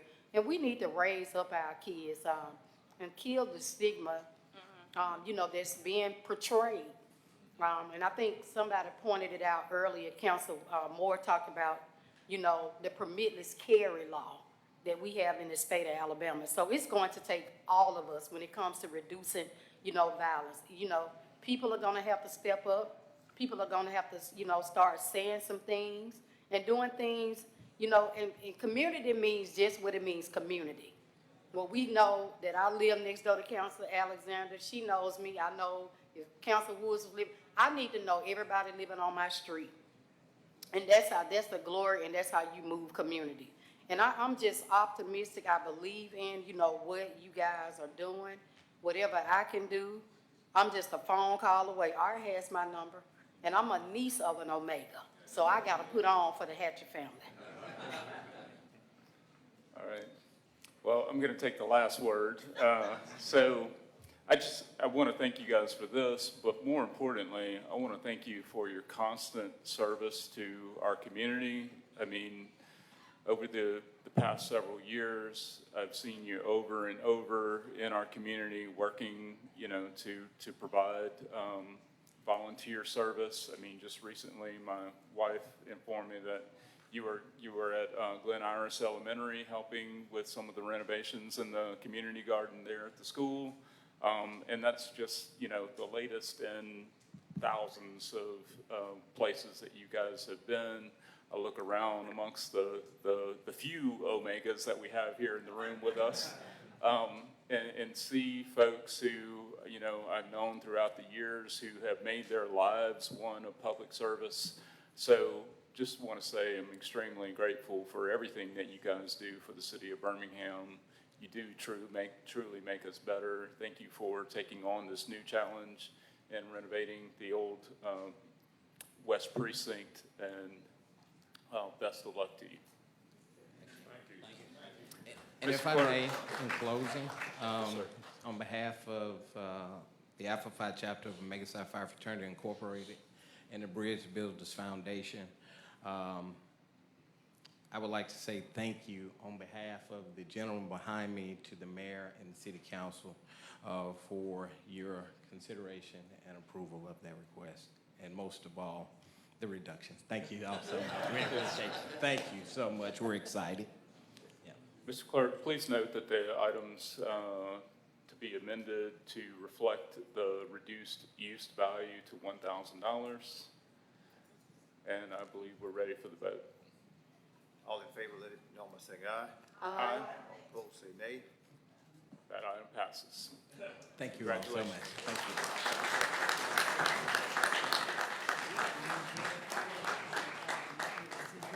Mr. Clerk, I believe we're on item number 6. That's correct. Item 6, a resolution authorizing the mayor to apply for a grant, execute and deliver an agreement, and all required documents for the Alabama Department of Transportation for the fiscal year 2024 Local Road Safety Initiative to repair the shoulder along Winona Road and 22nd Street Southwest, and install a guardrail and accept a grant fund disbursement to the city of Birmingham in the amount of $1,260,000 with a 10% match of $140,000 required from the city on the Rebuild Alabama gas tax account. Motion, please. Second. That was Smitherman and Abbott. Items before you. Thank you very much. I ask that this item be moved off consent, just so that we could, just wanted to acknowledge the work that's been done by the Department of Transportation. This has been an area that has had many requests to install a guardrail in the Winona area. And this will be at Winona Road at the 22nd Street Southwest. And so I just want to acknowledge and thank the utilization and going after these funds to promote and install this safety into District 7. So thank you very much. All right. Any additional questions, comments? No, we're ready for the vote. All in favor, let it be known by saying aye. Aye. Opposed, say nay. Thank you. All right, that item passes. Next item, please. Should be item 7. Item 7, a resolution authorizing the mayor to execute any and all documents necessary to enter into an agreement with the state of Alabama acting through the Alabama Department of Transportation for a preliminary engineering, utility, and construction agreement for congestion mitigation and air quality improvement program project for Woodlawn Neighborhood Streetscape Phase 2 project, CMAQ-3717, CMPMS reference number 1,066,708 and 1,066,710 and 1,066,709. The total project cost will be $2,155,045.13, with a local match from the city in the amount of $431,009.03. Motion, please. Move the item. Second. O'Quinn and Smitherman. Items before you. Any discussion on this item? No, we're ready for the vote. Okay, all in favor, let it be known by saying aye. Aye. All opposed, say nay. All right, that item passes. Give me 1 second. Next item is item number 12. Item 12, give me 1 second. Item 12. A resolution authorizing the mayor to execute and deliver an agreement with the Mobility Capital Finance Incorporated, a Delaware corporation, in the amount not to exceed $150,000 per year for an annual program management fee over a 3-year term to provide a payment card and program through the provision of municipal identification cards and immediate response cards, financial and project management and data services to support the management and administration of the emergency rental assistance program, and a 3% disbursement fee for all funds distributed by CAFA on behalf of the city, MOCAFI on behalf of the city, with a maximum annual amount not to exceed $1 million in total fees. The city received emergency rental assistance to provide rental and utility payment assistance to landlord and utility companies on behalf of the eligible and low to moderate income households that have experienced loss of income due to the coronavirus pandemic. The city desired to retain MOCAFI for the provision of a payment card program and financial and project management and data services in an amount not to exceed the identified amount to support program management, compliance, and financial reporting required under the Emergency Rental Assistance Program. Motion, please. So moved. Second. All right, items for you. All right. Councilor Clark. Yeah, I asked that this item be removed just to understand, what funds we have remaining in the ERAP program to move through this mechanism. Okay, good morning. My name is Wendy Hicks, and I serve as Deputy Director in Community Development Department. We receive a total of $26 million from the Department of Treasury. We have dispersed $25 million to the citizens of Birmingham, and we have roughly $1 million left. Okay, so that's not a lot of money. All right. Can you, just as a follow-up question, can you explain the need to have these identification cards and immediate response cards, seeing as we're near the end of the funding stream for this emergency rental assistance program? So we are currently working on several different projects. We're looking to see which ones best fit the community. And so roughly those cards were used to make tenant purchases, to pay their rent and their utilities. And moving forward, we may not be using those cards per se, but we may be using Mocafy for other business transactions where it's easier to use them as a third party. So we're using the remaining of I'm so used to working with HUD, Department of Treasury funds for housing stability for the citizens of Birmingham.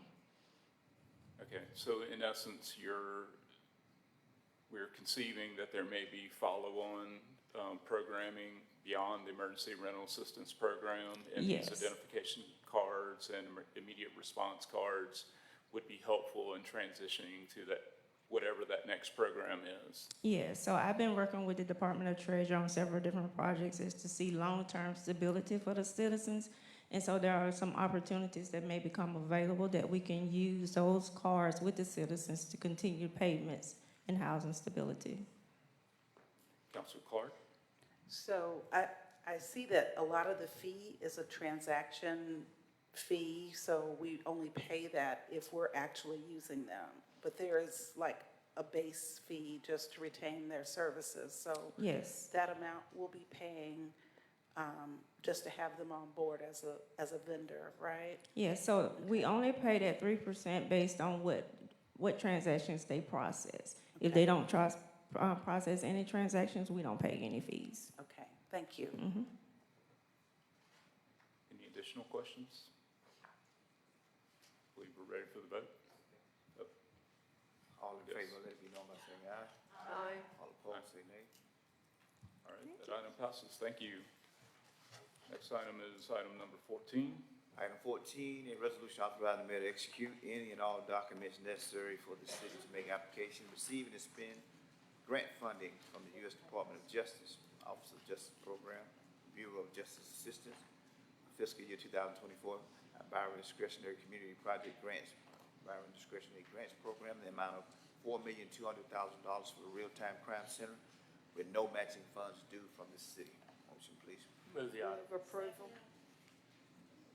That was Williams and Smitherman. All right, item is before you. All right. Any discussion on this item? Councilor Williams. Well, unless Ms. Smitherman wants to go first, I wanted to thank the administration, along with all those that have lobbied Senator Britt's office in getting us this funding. I know that one thing that the 10 of us collectively, I think, have realized is that with the issues of the city of Birmingham, has our budget without help of federal grants cannot solve some of these issues alone. So we depend very heavily on state and federal grants. And so always when we get one, especially one of significance, want to thank those from the administration that reached out and got the grant, as well as Senator Britt, who fought hard to make sure that this specific line item was in her budget. So thank you, Senator Britt and the administration. All right. Councilor Smitherman. No, I just wanted to announce it and just I think Council Williams just said everything. But this was something, when we go to Washington DC, we were advocating for with our federal representatives, with our federal lobbyists. So we want y'all to know that we do good work and things actually come out. We have fruition that comes out of our meetings with our federal representatives. So I'm excited to see this happen, and I just want to thank the chiefs and the mayor for always making sure that we are on top of things. So thank you. All right. Believe we're ready for the vote. All in favor, let it be known by saying aye. Aye. Opposed, say nay. All right, that item passes. Item 15. Item 15, a resolution authorizing the mayor to apply for, submit, execute, and expend, accept, and to take any and all actions as are appropriate and necessary in accordance with the terms of the grant submission requirements and grant agreement with the U.S. Department of Transportation, Federal Highway Administration, Active Transportation Infrastructure Investment Program grant for those, for the purpose of providing complete street amenities such as bike lanes, sidewalks, side paths, and traffic calming along 56 road segments across the city to fill in the missing gaps in the city's street network, as well as resurfacing streets in need as part of the project in the amount up to $12 million with a $3 million grant match on behalf of the city. Motion, please. I move approval. That was Abbott and Smitherman.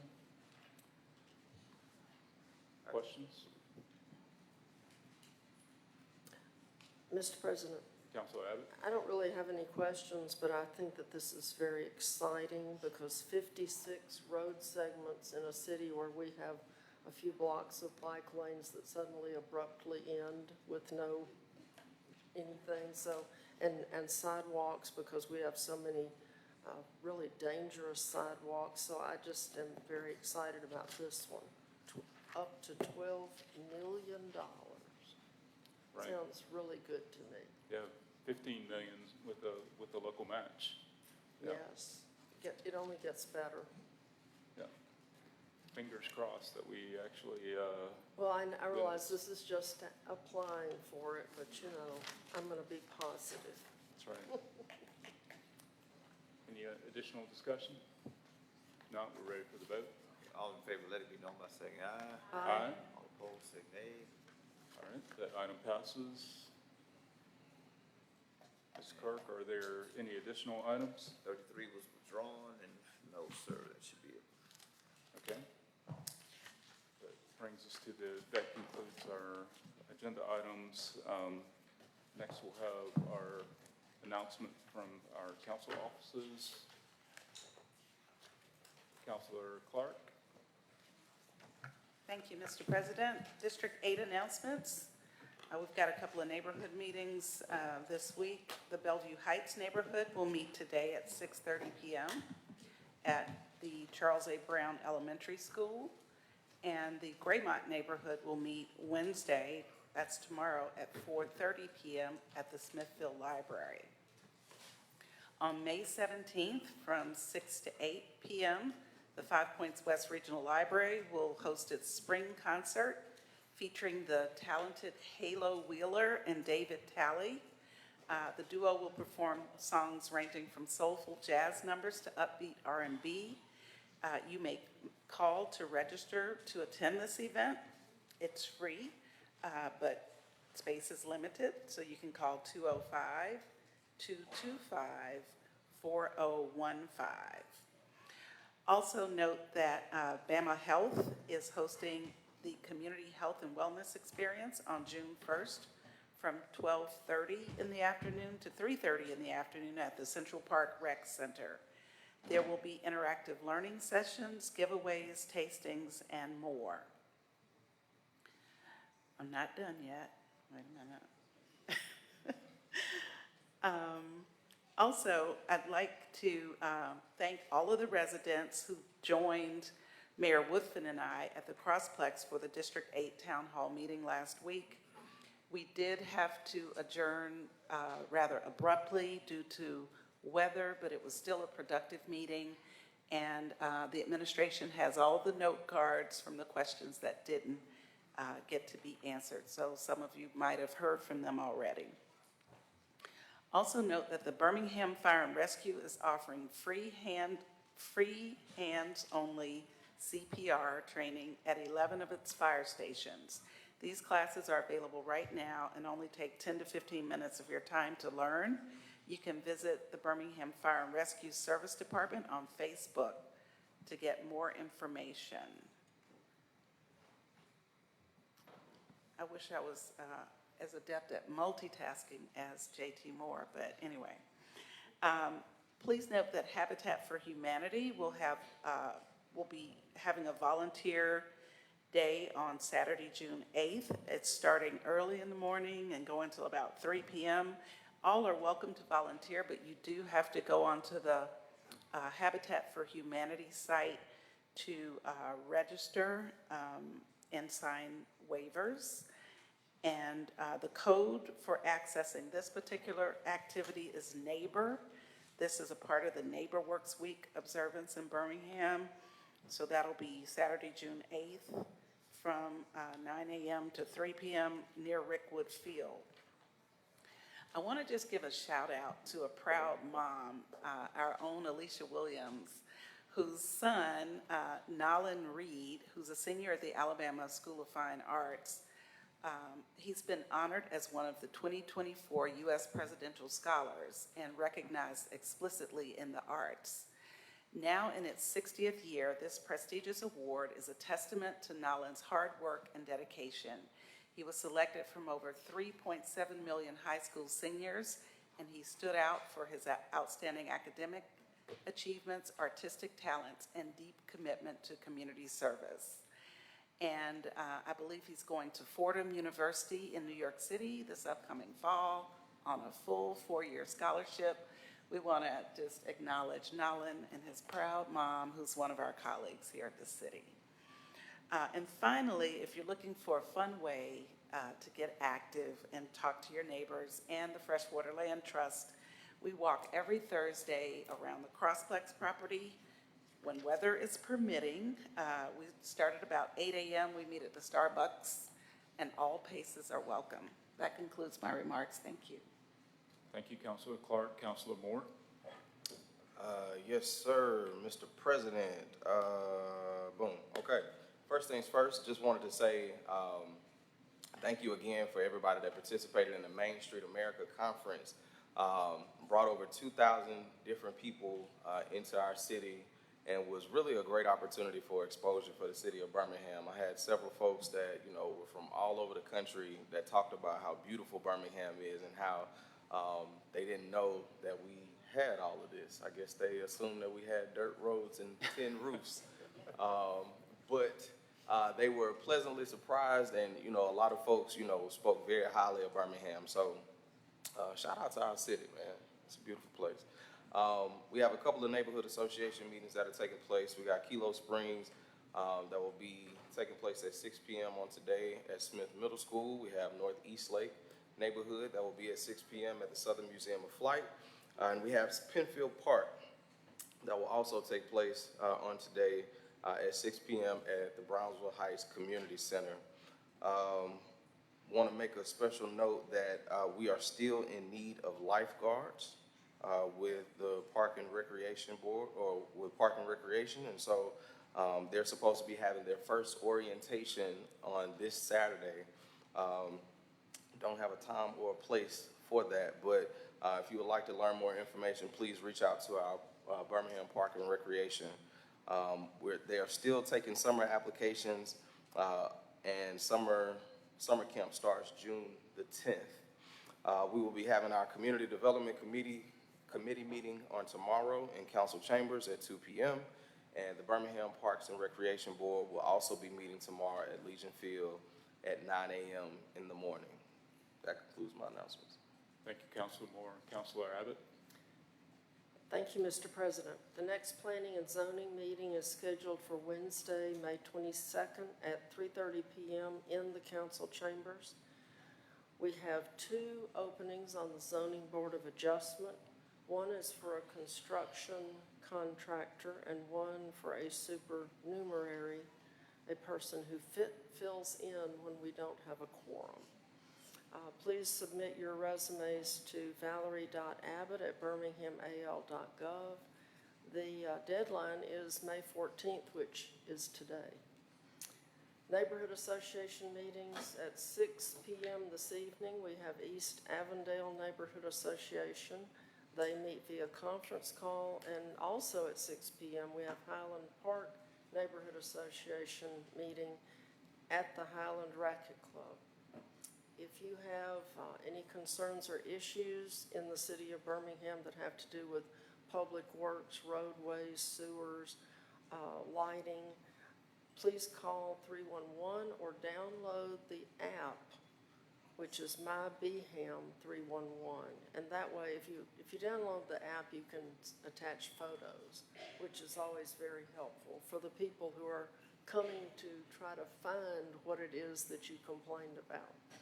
And we are asking residents of District 3 to continue to go to the website for all of the extraneous items that we don't have time to mention in our 3 or 4 minutes up here.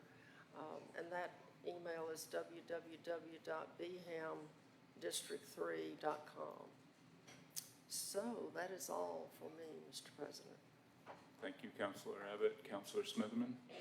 Thank you, Mr. President. As far as neighborhood meetings, the South Titusville neighborhood will meet today at 5:30 at Holy Family Cristo Rey School.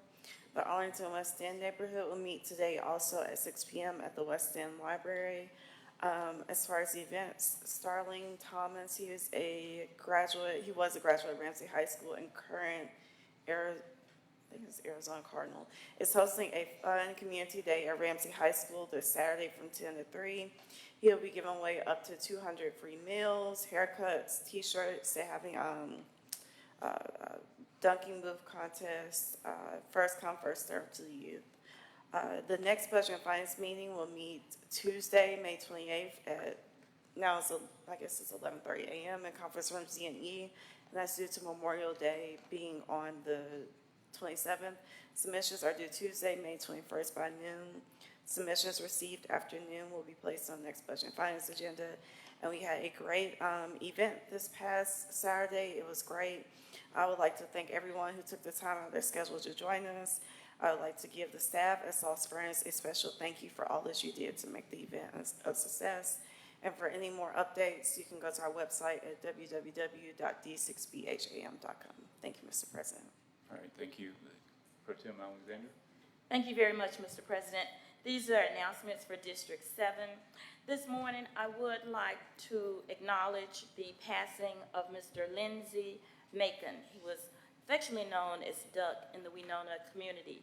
He was a very strong advocate, community person that worked with our community, worked with Winona High School Alumni Association, who was very sudden death and really just sent shockwaves through the community. Just a very beloved young man. So I would like to offer at this time unanimous consent to offer a resolution. Second. All in favor, let it be known by saying aye. Aye. All opposed, say nay. And at this time, the sympathy resolution. All in favor, let it be known by saying aye. Aye. All opposed, say nay. Thank you very much. On Saturday, May 18th, another native son of Winona, Mr. Quinnen Williams of the New York Jets, will be hosting a spring day game at Winona High School. This will be Saturday, May 18th at 6 o'clock p.m. Winona High will be playing against Fairfield High School. We're very excited to have Mr. Williams come back home and just help to support the community. So that'll be Saturday, May 18th at 6 o'clock p.m. That he's sponsoring that event. The Neighborhood Association meetings for the rest of this week, the East Brownsville Neighborhood Association will meet via conference call at 5:30 today. The Raleigh-Trevalick Neighborhood Association will meet at Noble Chapel CME Church. That meeting will be held at 6 o'clock p.m.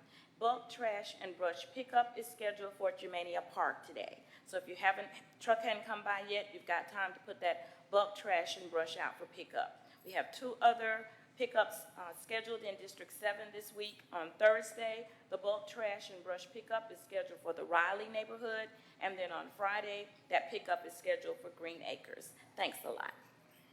All right, thank you. Councilor Williams? Thank you, Mr. President. Brown Springs neighborhood will have their conference call Thursday, the 16th at 6 o'clock.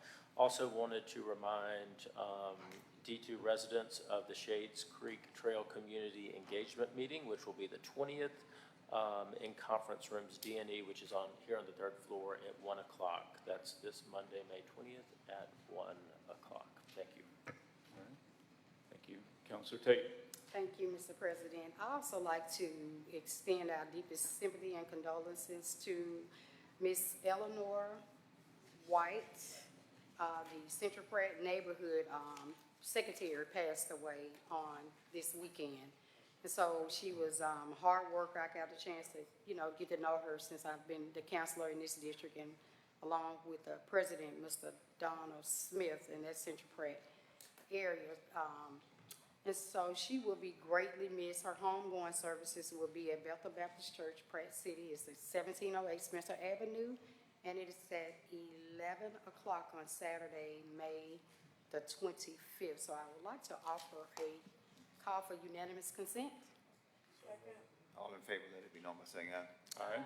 Then I Opposed, want say to nay. call for a resolution of sympathy. All in favor, let it be known by saying aye. Aye. All opposed, All say right, nay. Mr. President, my announcements for District 9. It's a North Pratt neighborhood meeting will be held tonight at 6 p.m. at the New Haven Apartments in Pratt City. Sandusky neighborhood meeting will be held tonight, May the 14th at 6 p.m. and they meet on conference call at 319-527-9642 or in person at the Jimmy Hudson Rec Center.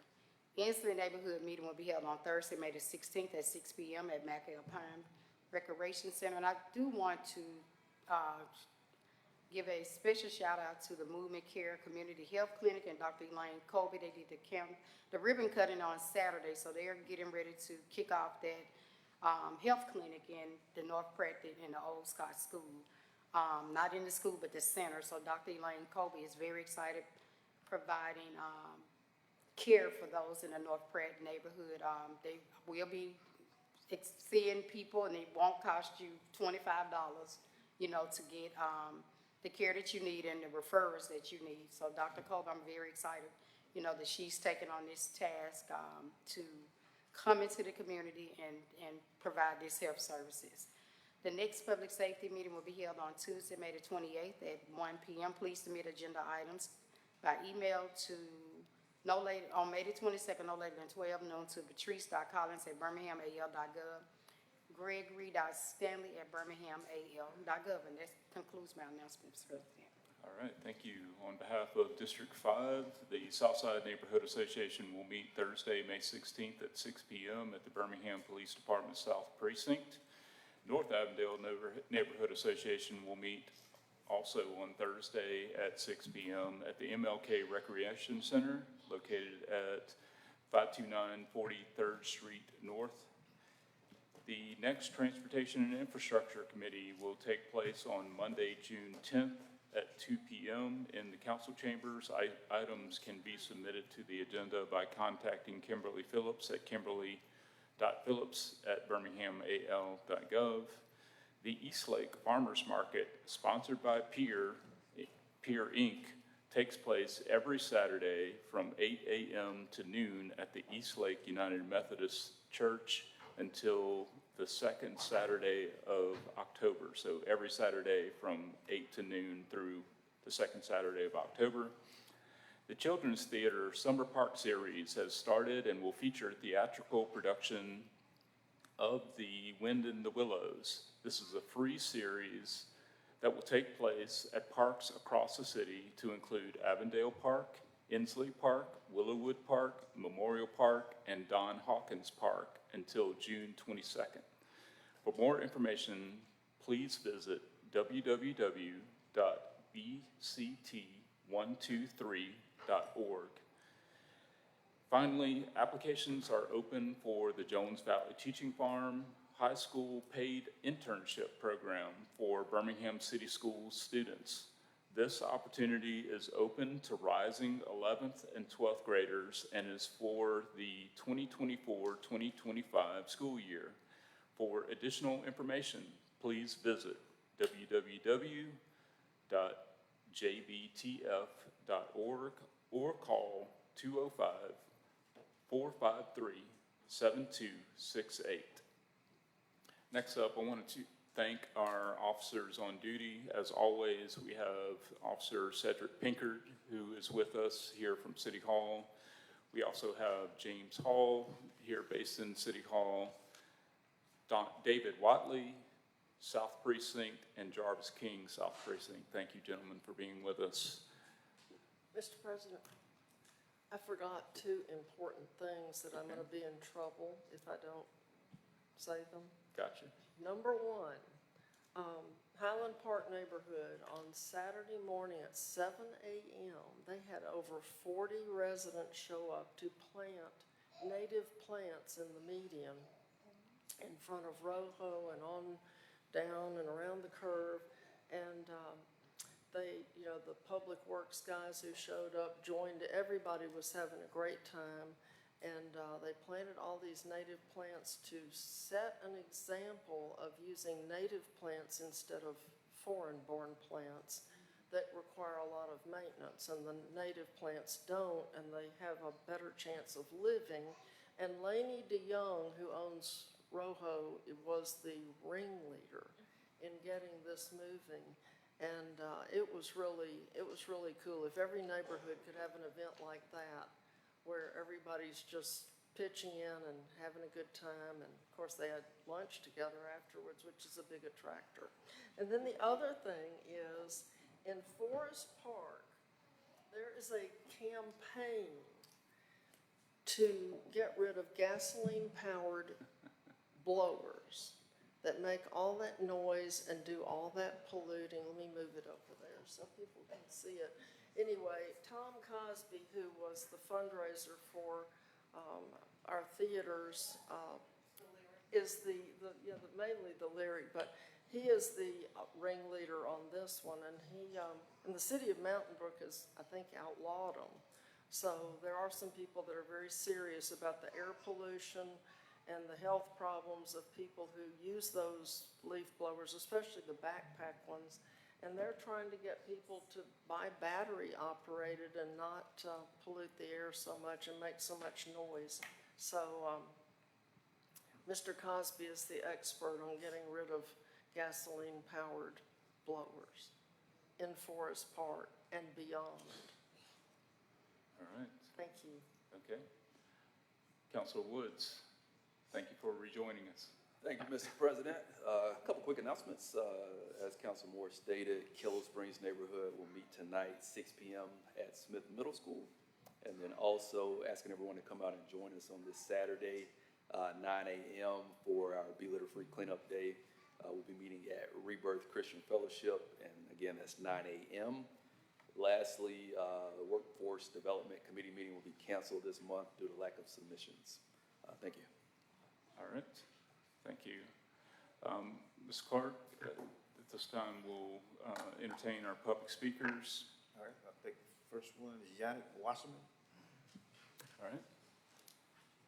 Please remember as you approach the lectern that you have 3 minutes, and please state your name and address. The timer will be displayed on the two monitors behind us. Thank you. Thank you, council people.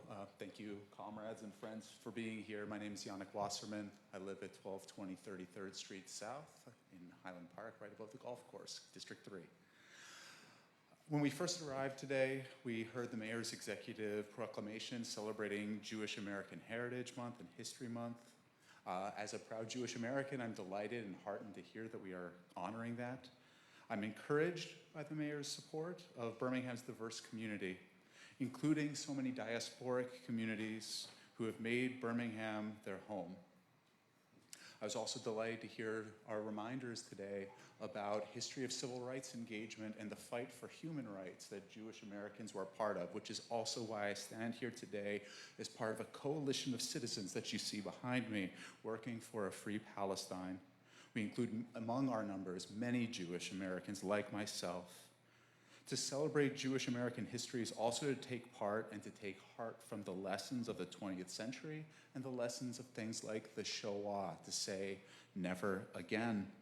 And when we say never again, we mean never again. That is why we've gathered here today, to show that never again is now. This is a moment not just for memory, but for also action. Today is, of course, the day before Nakba Day, the commemoration of the forced expulsion and ethnic cleansing of Palestinians from their homeland in 1948. But as much as it's also a day of commemoration, this is also a moment for us to be thinking about imploring both local governments and our national governments to be taking action against the aggression that is taking place in Palestine, in Gaza at the moment. We need an immediate ceasefire, and we believe that the actions that a city council can take by supporting such an endeavor, by supporting such a proclamation, can be resounding. Over 100 cities and municipalities around the country have already done such an action, and we can see the political opinion changing. If we are not active in speaking out for an immediate ceasefire, for the resumption of humanitarian aid and assistance to the millions of people living in Gaza, we are in fact complicit in the actions that are taking place there right now. This is not a question about anti-Semitism or Islamophobia. This is not a question right now about Zionism. What this is a question about is human rights, human dignity, aid, and humanitarianism. We need a ceasefire now, and I beg and beseech all of you to take this seriously and to consider the resolution that I know is circulating among you. I'm sure there are more to follow me, so I will cede my remaining time. Thank you all for listening, and thank you all for being here.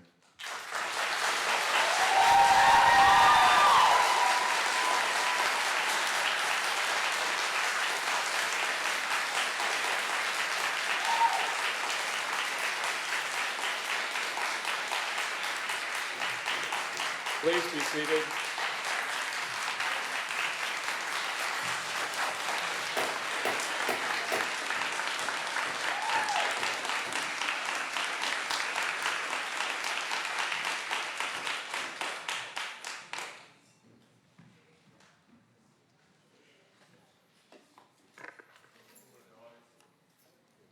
Ladies and gentlemen, please maintain decorum. We want to hear everyone who has signed up for the speakers list. So please, no more outbursts. Mr. Clark, next speaker, please. Sandra and Ashley Swanigan. Sandra and Ashley, 2220 25th Street, Inslee. Okay, Ricky Green. Morgan Larson.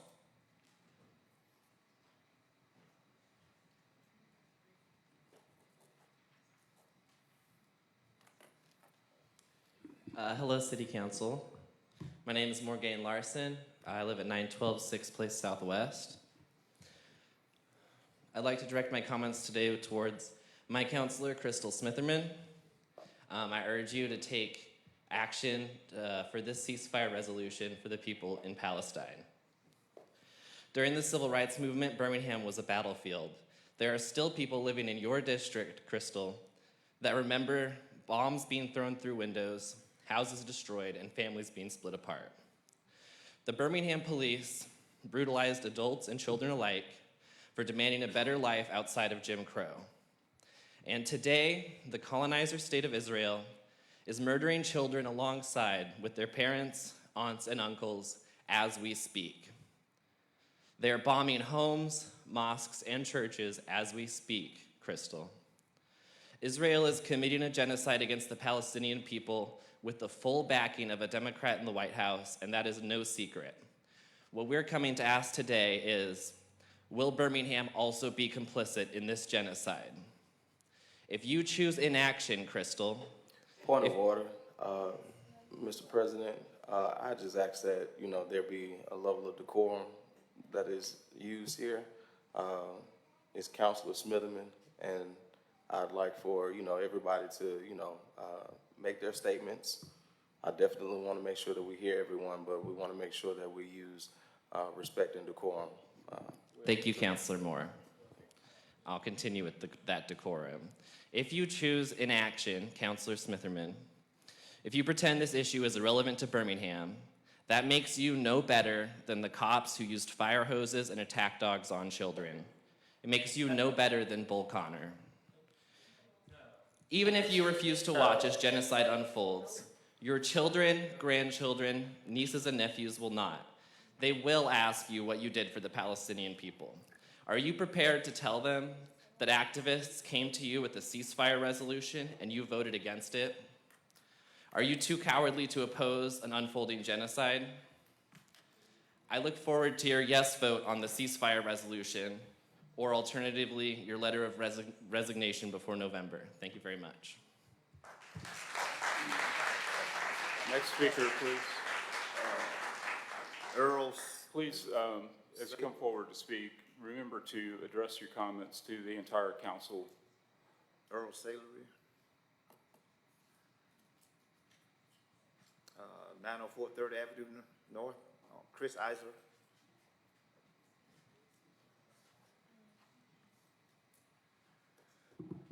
Hello, councilors. My name is Chris Eisler. It's been 6 weeks since I've spoken to you all here about this same call for a ceasefire to be passed by the Birmingham City Council. I live at 633 Idlewild Circle in District 3, Councilor Abbott's district. I also spoke 6 weeks ago that I had a new baby. She is twice as old now as she was 6 weeks ago, and I talked about the parallels of going to seek, maternal health care, knowing that hospitals in Gaza were being bombed indiscriminately, and it's something that I continue as I, continue to see videos from Palestine of children bombed, murdered. Within the last 6 weeks, there are reports of children with bullet holes in their heads, execution style. Again, every single weapon that is used there is funded by our tax dollars in the United States. If the scores and scores and hundreds of doctors who are Palestinian who have died and been executed in many cases, put into mass graves. All of this is information that's come out even in the last 6 weeks since I've been here. If that's not enough, there are 20 American doctors in Palestine right now facing famine conditions and not allowed to leave through the Rafah crossing. I know that, again, this seems like an issue that is not as relevant immediately to the council as some of the other ones that are coming up on your weekly agendas. But this is an issue that impacts everyone on the planet and impacts certainly everyone in the United States. As every dollar that we send to the United States government, a fraction of it is sent to the state of Israel that is carrying out undeniably a genocide in Palestine. I know that other folks are scheduled to speak. They will speak about the Nakba, 76 years ago, the forced expulsion of Palestinians. We gathered this weekend to march. I'm sure that we'll hear about that. But I'll say that in my professional life, I'm a journalist, and this weekend was also the anniversary of the murder of Shireen Abu Akleh, the Palestinian-American journalist, at the hands of the Israeli military. And even during her funeral march, this journalist and beloved personality across the Arab world, and particularly in Palestine, even the funeral march where hundreds and hundreds of people came out as mourners, her funeral march was attacked by the Israeli military, and mourners were beaten with sticks. So I just want to say this is an issue that impacts all of us, but it's an issue that is not new. It's an issue that has been going on for decades and decades, and I urge you that we wait no longer in this council taking up the ceasefire resolution and passing it. Thank you.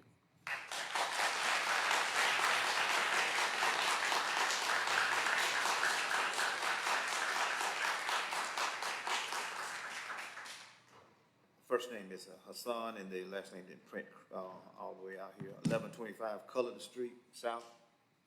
1125 Cullen Street South. All right, Patrick Hall.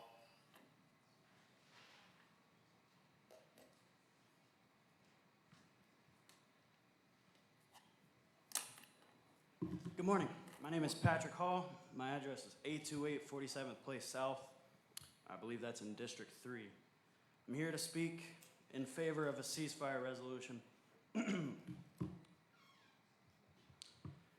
here today as a veteran of the United States Navy, a Christian, and a human being to say that enough is enough. As far back as I can remember, I was taught in school, in church, and home to stand up for what is right. Whether that was being told to love thy neighbor, being taught the golden rule, or just every lesson I learned being based on respect, care, and dignity. From very early on, I have been taught that doing what is right is what matters. And what is right is to call for a ceasefire in Palestine.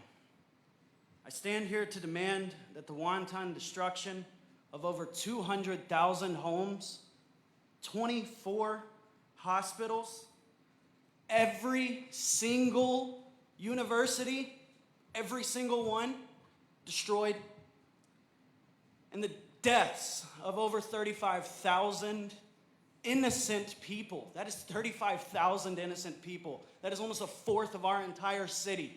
Innocent, the majority of which children.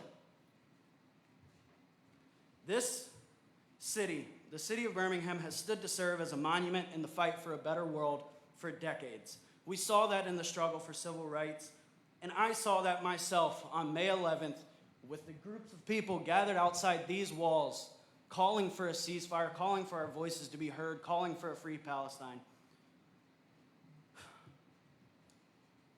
So I will leave you kind of early. Please, ceasefire now, free Palestine, do what is right, exemplify the values that I'm sure a lot of you have taught your kids or you've shared in your churches. These values go beyond Christianity, they go beyond Islam, they go beyond any religion, they go beyond any race, any education level. This is humanity. It's simple. It's humanity. Thank you.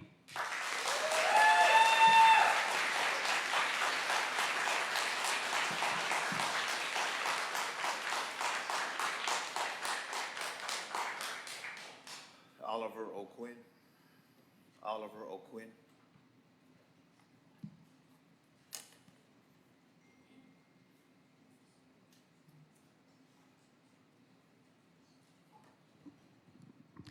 Hello, council people.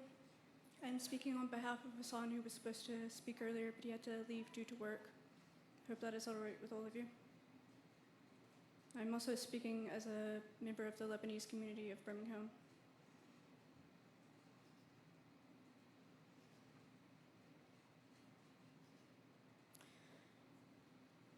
I'm sorry if I get emotional.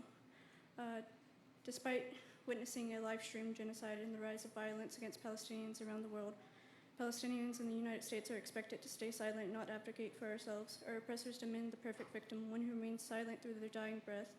Any form of resistance is unfairly equated with anti-Semitism and terrorism, two notions that have no valid place within the broader struggle for the liberation of Palestine. Students who join movements like Students for Justice in Palestine become prime targets for a new era of McCarthyism by predatory groups like the Canary Mission. The insidious tentacles of anti-Palestinian sentiment have made their way into our legislature, as well with 35 states, including my own, banning government employees from engaging in boycott, divestment, and sanctions. Parallel to the experience of the Black Lives Matter movement, the fervent calls for freedom and liberation from Palestinian voices are not only distorted, but brazenly co-opted and perverted by those who perpetuate their oppression. We are told that our slogan, "From the river to the sea, Palestine will be free," which dates the 60s, is genocidal. Ironically, these accusations also come from Netanyahu's own Likud party with a lengthy history of apartheid policies and pro-genocidal actions, who adopted a similar phrase approximately 15 years later, which says, "Between the sea and the Jordan, there will only be Israeli sovereignty." Such exclusionary rhetoric has been embraced by numerous high-ranking Israeli officials affiliated with the Likud party. Glaring paradox persists. Why is our plea for liberation deemed genocidal, while a declaration of exclusionary sovereignty remains tolerable? I am bombarded with photos and videos of men, women, and children being pulled out of rubble, either whole or in pieces. Every time I close my eyes, I see the destruction of hospitals, schools, churches, mosques, and other safe places. I lay awake at night crying at the sight of rows of dead Palestinian children who wrote their names on their limbs because they knew their death was imminent. I'm traumatized by the horrific sight of an emergency C-section performed on a crushed, dead, pregnant woman in a desperate attempt to give an innocent child a chance at life. Ethiopia in 1948, some cities disappeared overnight, leveled by the current carpet bombing. It is easier for me to accept that I am going insane rather than accept the reality that the world is witnessing such a humanitarian catastrophe and doing absolutely nothing to stop it. Dr. King once stated, "Injustice anywhere is a threat to justice everywhere." That is why I have opposed Russian oppression in Ukraine, racism, xenophobia, anti-Semitism, Islamophobia, homophobia, and transphobia. The silence is deafening, yet speaks a million words. The silence condones ethnic cleansing. The silence condones genocide. We have a historic opportunity to stand on the side of justice and equality. It starts by not being silent. Thank you.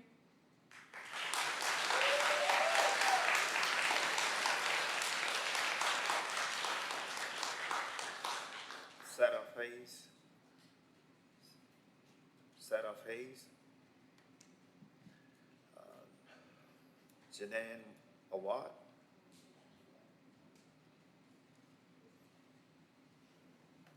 Hello, and thank you for your time. Sorry, I'm a little taller. I'm going to raise it.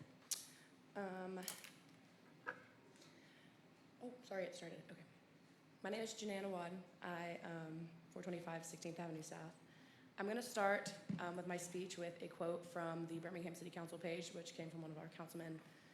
Birmingham has a history of struggling with equality, yet has transformed to be a national leader in the discussion of equality. It is the councilor's personal belief that every citizen is deserving of representation in their government equally.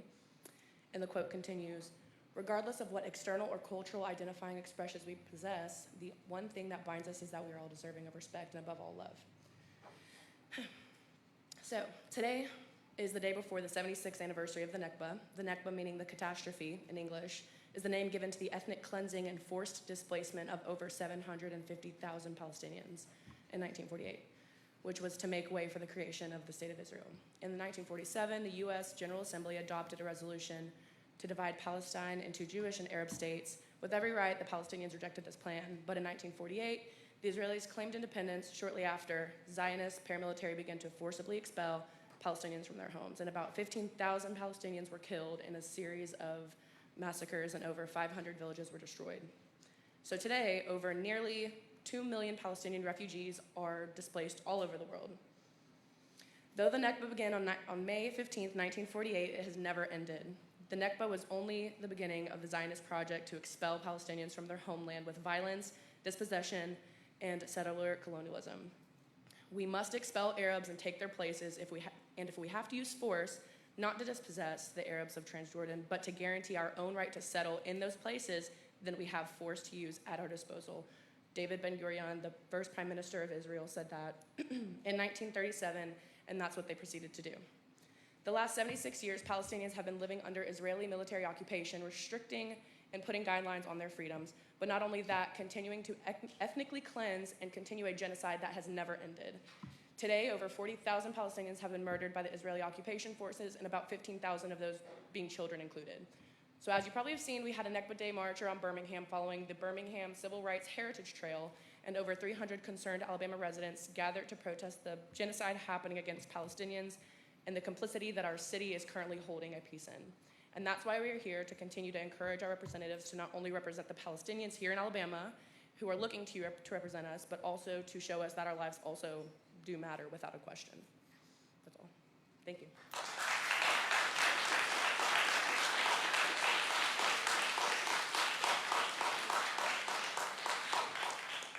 Last name's Colin Randall.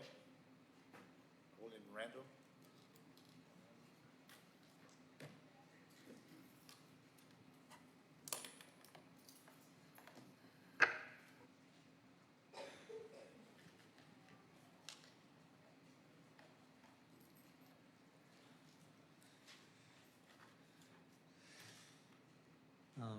Hello, my name is Colin Randall. I live at 1032 28th Place South, apartment 4 in Highland Park.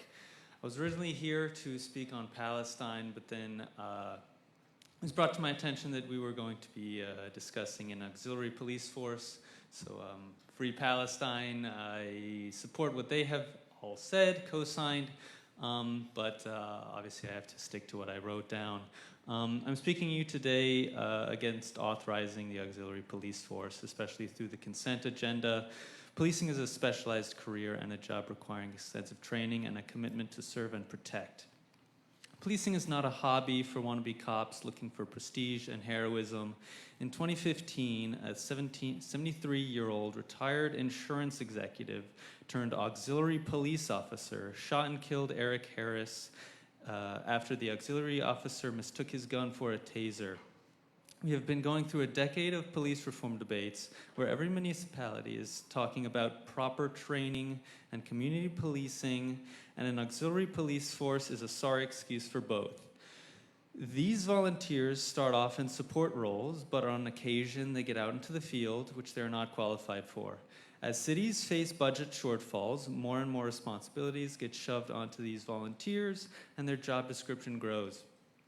This is a band-aid solution for poor budget managing and tax policy at city, state, and especially federal levels.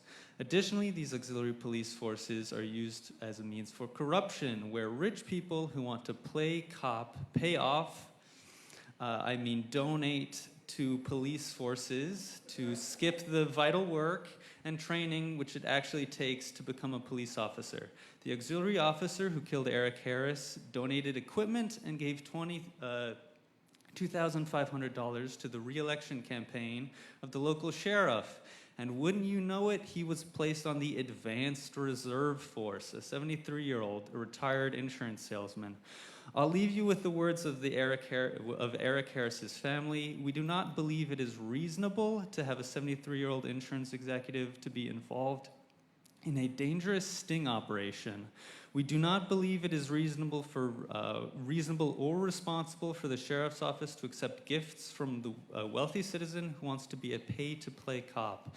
It wasn't right in Tulsa, Oklahoma for Eric Harris, and it isn't right for Birmingham. Free Palestine. Thank you.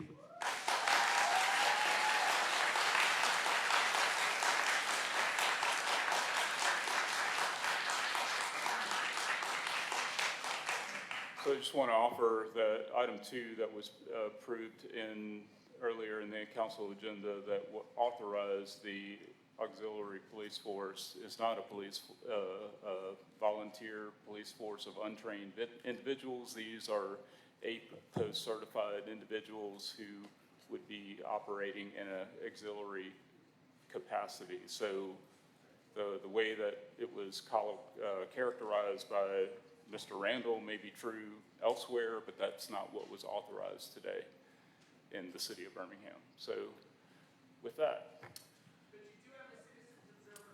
can Councilor? Motion to adjourn.